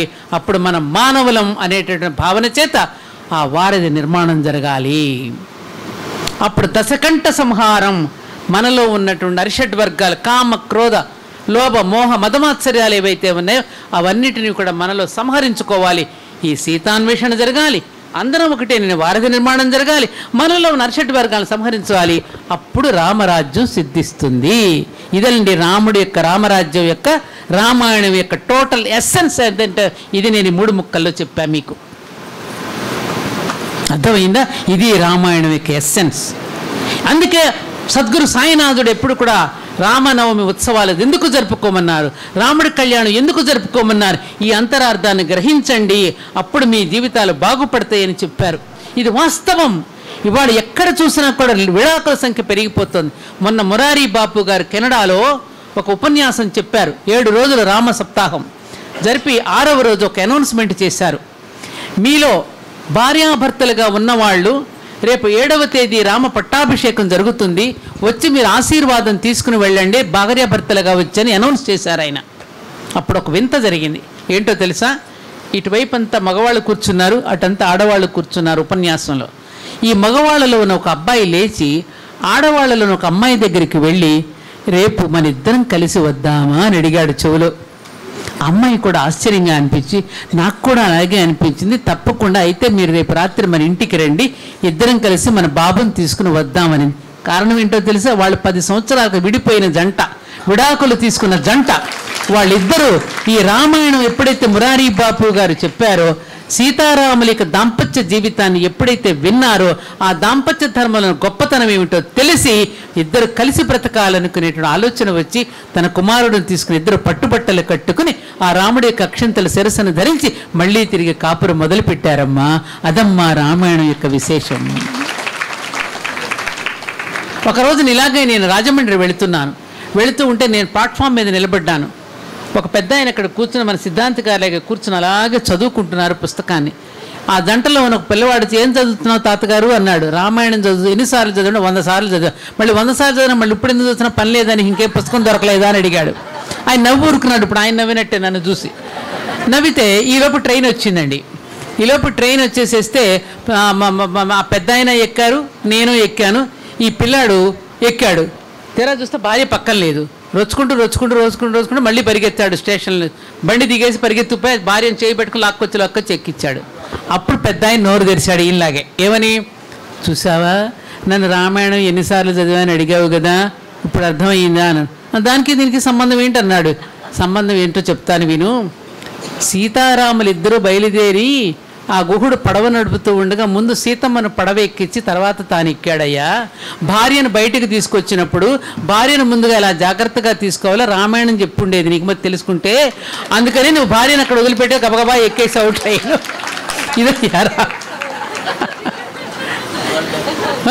ఇది సందేశం, ఇవి మెసేజెస్. ఎన్ని మెసేజెస్ ఉన్నాయి ఇందులో. అలాగే సీతాదేవి పెళ్లి కుదిరిన తర్వాత ఇలాగ తల్లి జడేస్తోంది. సునైన, జనక మహారాజు ధర్మపత్ని పేరు సునైన. పెళ్ళి అయిపోయింది, పెళ్ళి కుదిరింది. అప్పటి వరకు ఆడుతూ పాడుతూ తిరిగింది కదా. జడేస్తుంటే సీతమ్మ అడిగింది, అమ్మా ఇప్పటి వరకు అలా ఉన్నాను కదా, వాళ్ళు ఎందుకు ప్రత్యేకంగా నాకు జడ వేస్తున్నావమ్మా అని అడిగింది. బాగా వినండి అమ్మా ఇది అంటే. అప్పుడు అనింది సునైన, చూడమ్మా ఇప్పటి వరకు ఆడుతూ పాడుతూ అల్లరిగా చక్కగా మా అందరి దగ్గర గారంగా పెరిగావు కదా, ఇప్పుడు నువ్వు వేరే ఇంట్లోకి వెళుతున్నావు కదా, అక్కడ ఉన్నటువంటి వాళ్ళ వ్యక్తుల యొక్క స్వభావాలన్నీ ఎలా ఉంటాయో మరి. అందుకని వాళ్ళందరినీ ఇలా పాయలుగా ఎందుకంటే ఒక్కొక్క వెంట్రుకని శృతి తీసుకుంటూ ఎందుకు దూతున్నాను, అందరినీ అలా కలగలుపుకుంటూ ఇలా అల్లుకుంటూ పోవడానికి జడ వేయటం అనే సంప్రదాయం అమ్మ. అక్కడ కుటుంబంలోని అందరి చేత నువ్వు ఇలా అనగలుపుకుంటూ కలగలుపుకుంటూ శృతి కలుపుకుంటూ జీవించడం కోసమే ఈ జడ అనేటటువంటి సంప్రదాయంగా నీకు సందేశం ఇస్తున్నానమ్మా అని చెప్పిందమ్మా సునైన సీతమ్మ తల్లికి. ఏ వంట పదార్థాలు ఎలా చేయాలో, ఎలాంటి పదార్థాలు తింటే కుటుంబంలో అందరికీ మంచిదో అవన్నీ నేర్పించి పంపించింది. వాడు ఉందా? అది ఉందా? లేదు కదా. ఇవాళ వాడు పెళ్ళిళ్ళు చేస్తూ ఉంటే పెద్ద పెద్ద గొడుగులు ఒకటి అడ్డం దరిద్రం.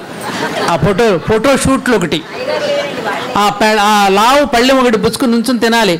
అడుక్కునే వాడు వస్తే మనమే వేస్తాం చక్కగా వెళ్ళి.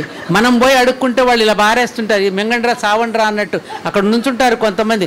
అక్షంతలు ఇక్కడి నుంచి వెయ్యాలి. ఈ పెళ్ళికి ఎక్కడి నుంచి లేని పాప ఎక్కడో పెడతారు ఊరు చివర, అక్కడికి పోవాలి, అక్షంతలు వేయాలి. పలకరించే నాథుడు ఉండడు. వేల మంది మనుషులు వస్తూ ఉంటారు. ఏం పెళ్ళిళ్ళండి, జీలకర్ర బెల్లం పెట్టి సహజంగా ఫోటోగ్రాఫర్ నన్ను చూడు అంటే వీడు మొగుడు అవుతాడా వాడు మొగుడు అవుతాడా? ఆలోచించండి ఇవన్నీ. ఏమండి, కరెక్ట్గా జీలకర్ర బెల్లం పెట్టగానే ఇద్దరు ఒకరినొకరు చూసుకోవడం వల్ల అందులో ఒక అద్భుతమైన ఒక సైన్స్ ప్రక్రియ ఉన్నది, ఒక రసాయనిక చర్య ఉన్నది. కానీ ఇక్కడ ఆల్బమ్, అందుకని ఆల్బమ్లు మిగిలిపోతున్నాయి. ఇప్పుడు రెండో పెళ్లి కుదిరినాక ఈ ఆల్బమ్లు ఏం చేయాలో తెలిసి చావట్లేదంట వీళ్ళకి. వీడు ఎప్పుడైనా చూస్తే వీడు ఎక్కడంటాడో, ముందు మొగుడుని చూసి, ముందు పెళ్ళాన్ని చూసి, ఈ ముందు పెళ్లి ఆల్బమ్లన్నీ ఏం చేయాలో అర్థం కాక వస్తున్నారు ఇప్పుడు అందరూ. Yes, it is true. ఇది నిజం, ఇది నిజం. ఇలాంటి సమస్యలు పడుకుంటున్నాం. అందుకని సీతారాముల కళ్యాణం ఘట్టాన్ని, సీతారాముల పట్టాభిషేక ఫోటోని పెట్టుకుని మనం పెళ్లి చేసుకుంటాం. ఎందుకంటే వాళ్ళలాగా ఆదర్శంగా జీవించాలి. అందుకనే పూజ ప్రారంభంలో ఓం లక్ష్మీనారాయణాభ్యాం నమః, ఉమామహేశ్వరాభ్యాం నమః, వాణీహిరణ్య గర్భాభ్యాం నమః, శచీ పురంధరాభ్యాం నమః, అరుంధతి వశిష్టాభ్యాం నమః, శ్రీ సీతారామాభ్యాం నమః. ఆదర్శ ముని దంపతులు, ఆదర్శ దంపతులని తలుచుకుంటూ మనం పూజ మొదలు పెడతాం. ఈ ముగ్గురు యొక్క ఆశీస్సులు మీకు ఉండాలని మనం ఆశీర్వదిస్తాం. లక్ష్మీనారాయణలో ఉండండి రా అంటే లక్ష్మీనారాయణ ఇద్దరిది ఒకటే ఆలోచన, మీ ఇద్దరిది ఒకటే ఆలోచన కలిగి ఉండాలి. లక్ష్మీని ఎప్పుడైతే హృదయస్థలం మీద పెట్టుకున్నాడో మీ ఇద్దరి ఆలోచన ఒకటిగానే ఉండాలి.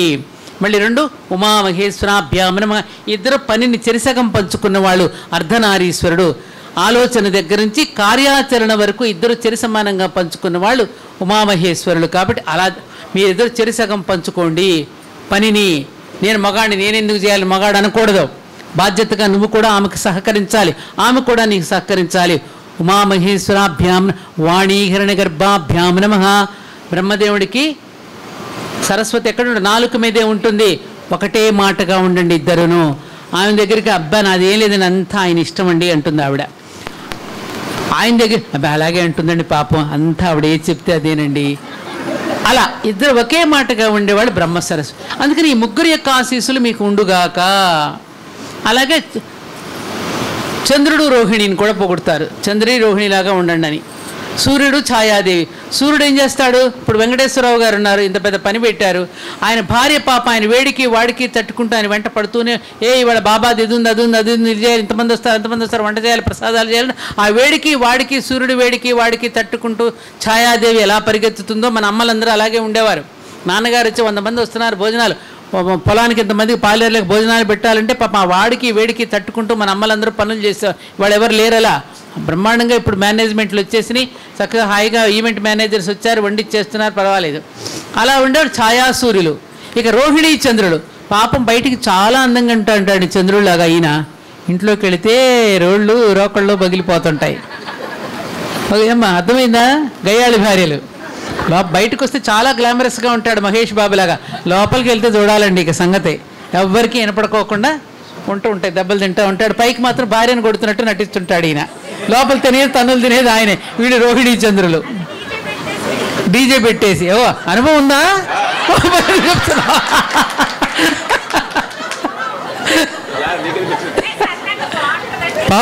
సరదాగా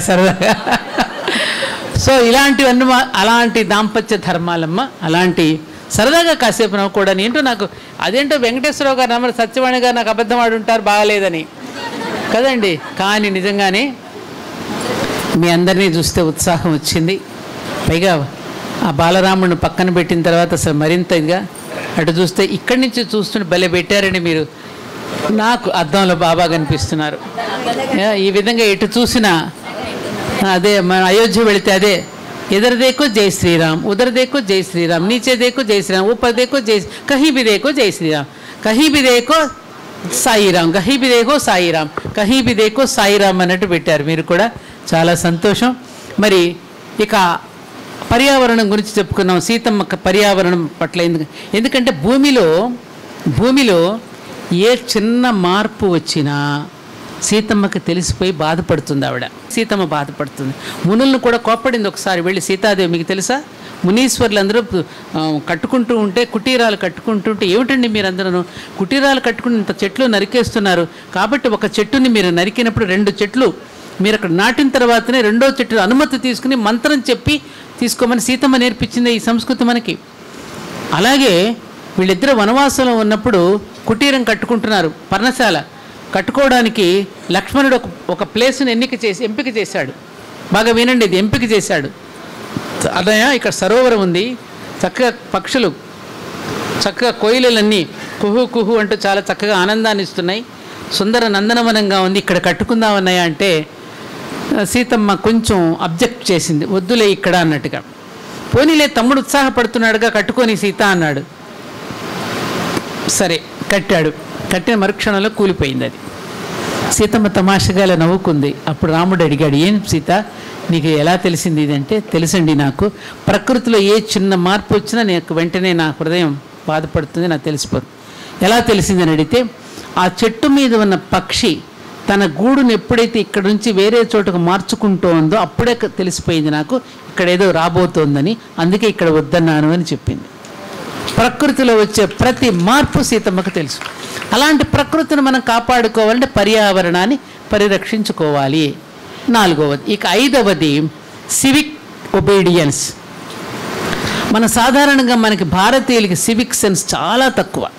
జనాభా ఎక్కువ అవడం వల్ల కానివ్వండి, ఎక్కడ పడితే అక్కడ ఉమ్మేసేయటం, బాత్రూములకు వెళితే వాటిని ఫ్లష్ చేయకుండా వచ్చేయడం, ఆ పరిశుభ్రతను పాటించకపోవడం, అలాగే చట్టాలను ఉల్లంఘించడం, ఇవన్నీ కూడా మనం చేసే తప్పుడు పనులు. కాబట్టి ఇక నుండి రాముడిని ప్రతిష్ఠ చేసుకున్నాం కాబట్టి మన గురుదేవులు సాక్షిగా ఇక నుంచి పర్యావరణాన్ని పరిరక్షించుకోవడమే కాకుండా ప్రభుత్వం ఏ చట్టాలనైతే ఇస్తుందో ఆ చట్టాలను అధిగమించకుండా పౌరధర్మాన్ని పాటించటం అనేది, పాలకులు పాలనా ధర్మాన్ని పాటిస్తే పౌరులు కూడా పౌరధర్మాన్ని పాటించడం అని ఈ 5 సూత్రాలు మనం పాటించినప్పుడే అక్కడ బాబా రాముడు ఇద్దరు వేరు కదా. ఆయన సాయిరామ్ అంటున్నాం, ఈయన జై శ్రీరామ్ అంటున్నాం. ఇద్దరు ఒకటే, ఇద్దరు ఏమీ తేడా లేదు. ఆ విధంగా నేను చెప్పినట్టుగా మొట్టమొదటిది ఏంటి, సమరసత ఏమన్నాను నేను, 2వది కుటుంబ బోధన, 2వది 3వది పర్యావరణం, 4వది స్వభావ జాగరణ, మనలో ఉన్న శక్తిని జాగృతం చే, 5వది సివిక్ ఒబీడియన్స్, పౌరధర్మం. ఈ 5 కనుక మనం పాటించినప్పుడే మనం ఆ రామచంద్రుడికి కానీ మన సద్గురువుకి కానీ నివాళి అర్పించినట్లు అవుతుందని, ఆ విధమైనటువంటి ఆలోచనలతో మనందరం ముందుకు వెళ్ళినప్పుడే మనదైనటువంటి ఈ దేశం, ఈ ధర్మం నిలబడుతుందని చెప్తూ, ఎత్ర నార్యస్తు పూజ్యంతే అనేటువంటి శ్లోకం ఇప్పుడు ఎక్కువగా వినపట్టల్లా నాకు. చాలామంది పురుషులు అంటున్న మాట ఏంటంటే, ఎక్కడ పురుషుడు గౌరవింపబడతాడో, ఎక్కడ పురుషుడికి నోరు తెరిచి అడిగే అధికారం ఉంటుందో, ఎక్కడ పురుషుడు సరైన సమయం అన్నం తినగలుగుతాడో అప్పుడు మాత్రమే వాసుదేవుడు ఉంటాడు అనేటటువంటిది ఇప్పుడు పురుషులు ఎక్కువగా చెప్తున్న శ్లోకంగా మారిపోయింది. కాబట్టి తల్లులారా, మన స్త్రీత్వాన్ని, మనలో ఉన్నటువంటి మాతృత్వాన్ని కోల్పోకుండా, ఆఖరికి బిడ్డల్ని కంటానికి కూడా ఇష్టపడక అద్దె గర్భాలు తెచ్చుకుని పిల్లలకి పాలిస్తే అందాలు ఎక్కడ చెడిపోతాయో అని చెప్పేటటువంటి పరిస్థితులు కూడా మనం చూస్తున్నాం. కాబట్టి అలాంటి సంస్కృతి నుంచి మన బిడ్డల్ని కాపాడుకోవడానికి మనం ప్రయత్నం చేస్తూ, విదేశీ సంస్కృతి అనేటటువంటి దాన్ని మనం ఇప్పుడు తిట్టుకోనక్కర్లేదు. ఇవాళ విదేశీయులు కూడా మనదైనటువంటి ధర్మాన్ని పాటించడానికి ఉవ్విళ్ళూరుతూ వేదాలు నేర్చుకుంటున్నారు, నమ్మకచమ్మకాలు చదువుతున్నారు, అక్కడ భగవద్గీత పారాయణలు చేస్తున్నారు, బ్రహ్మాండంగా అంత్యాక్షరీలు చేస్తున్నారు. చాలా అద్భుతంగా ప్రపంచ దేశాలన్నీ భారతదేశం వైపుకు చూస్తున్నాయి. మనం మాత్రం మృగా కా పాస్ కస్తూరి బాస్, అపనా ఖోజౌ ఘాస్. కస్తూరి మృగం దగ్గర కస్తూరి వాసన వస్తూ ఉంటే చుట్టూ గడ్డిలో వెతుక్కున్నట్టు మన దగ్గర ఇంత సొంపైనటువంటివి ఔన్నత్యం కలిగిన సంస్కృతి మనలో ఉంటే మనం పాశ్చాత్య దేశాల వైపుకు వెళ్ళాల్సిన అవసరం లేదు, అక్కడ వెతుక్కోవాల్సిన అవసరం లేదని తెలియజేస్తూ, ఎంత సమయం తీసుకున్నానండి? గంట. ఏంటది ఇంకానా?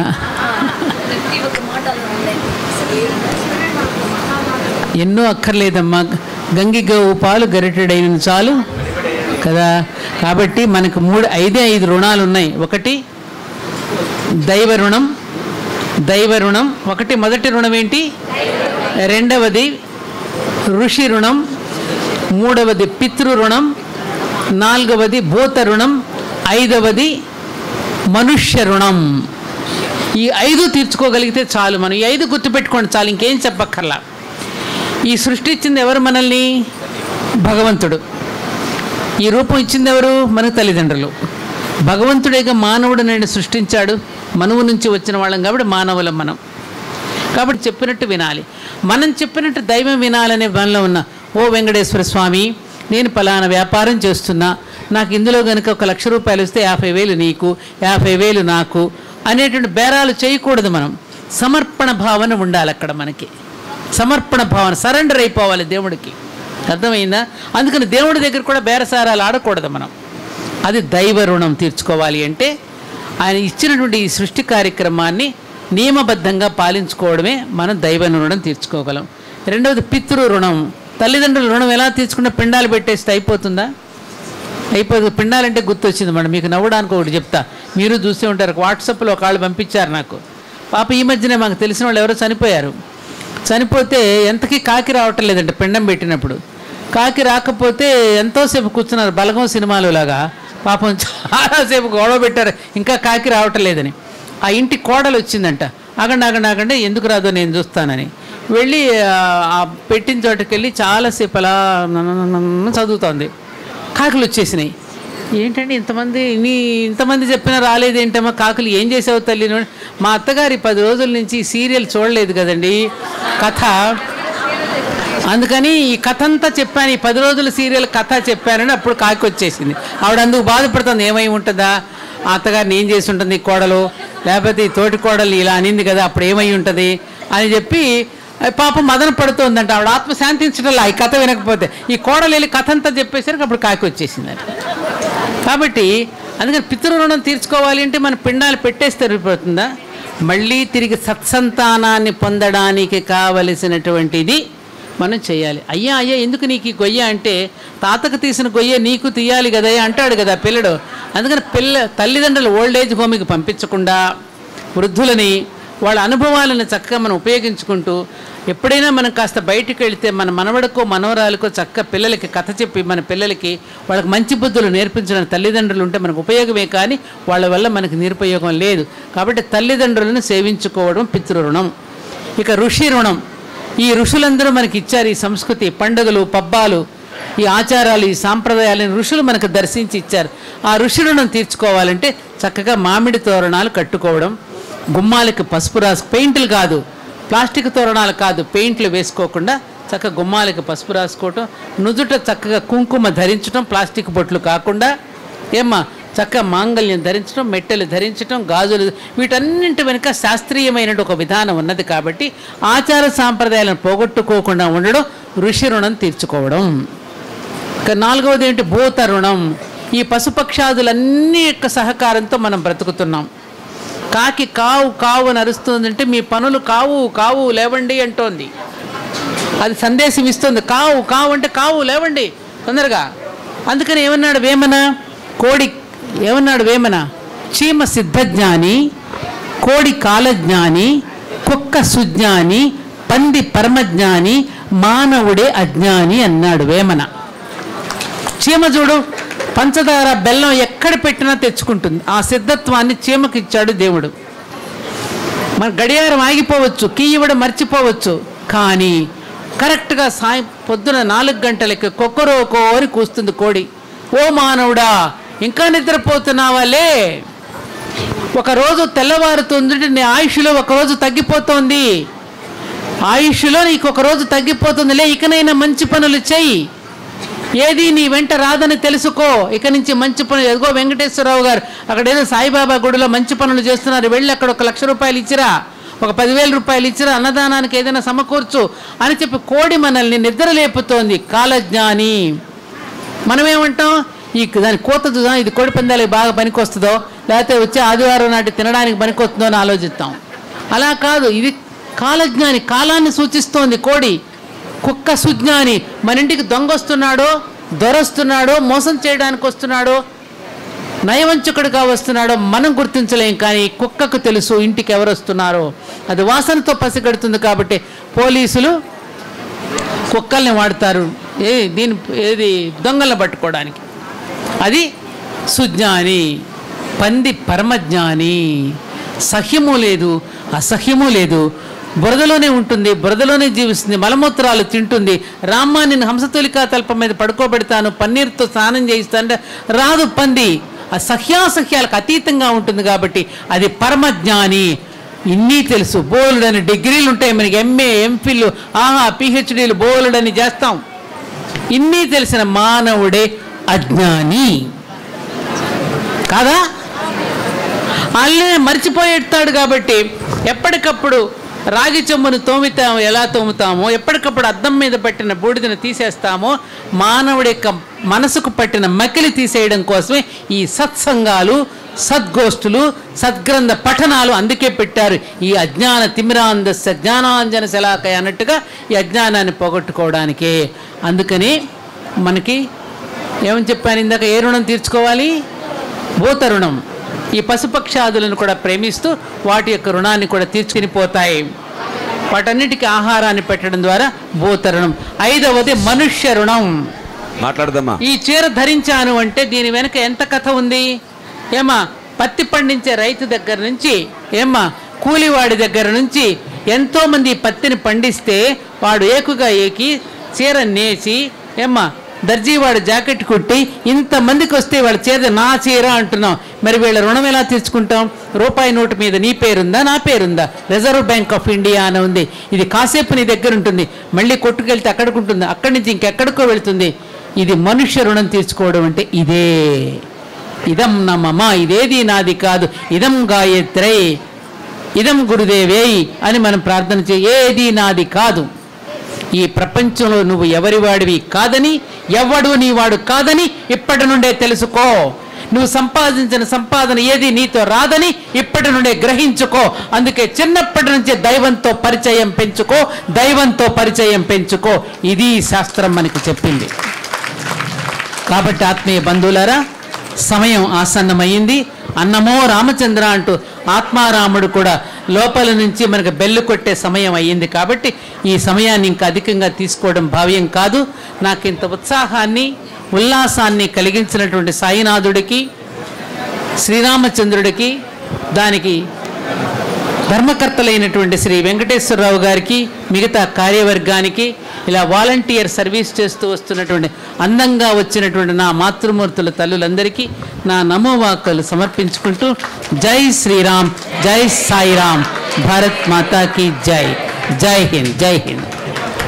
జై సాయినాథ్ మహారాజ్ కి.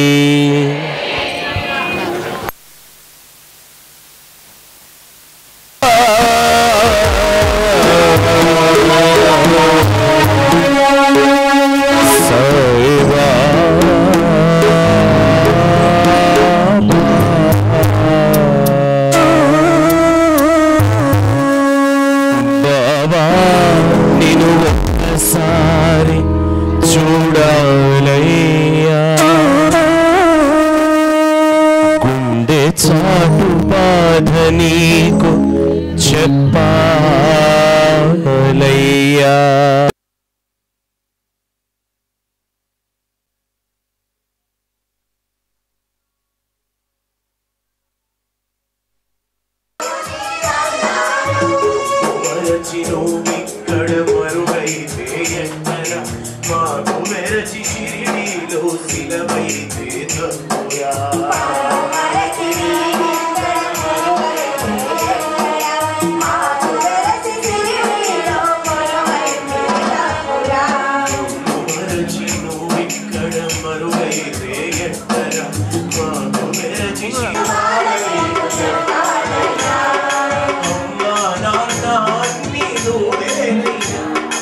అయ్యా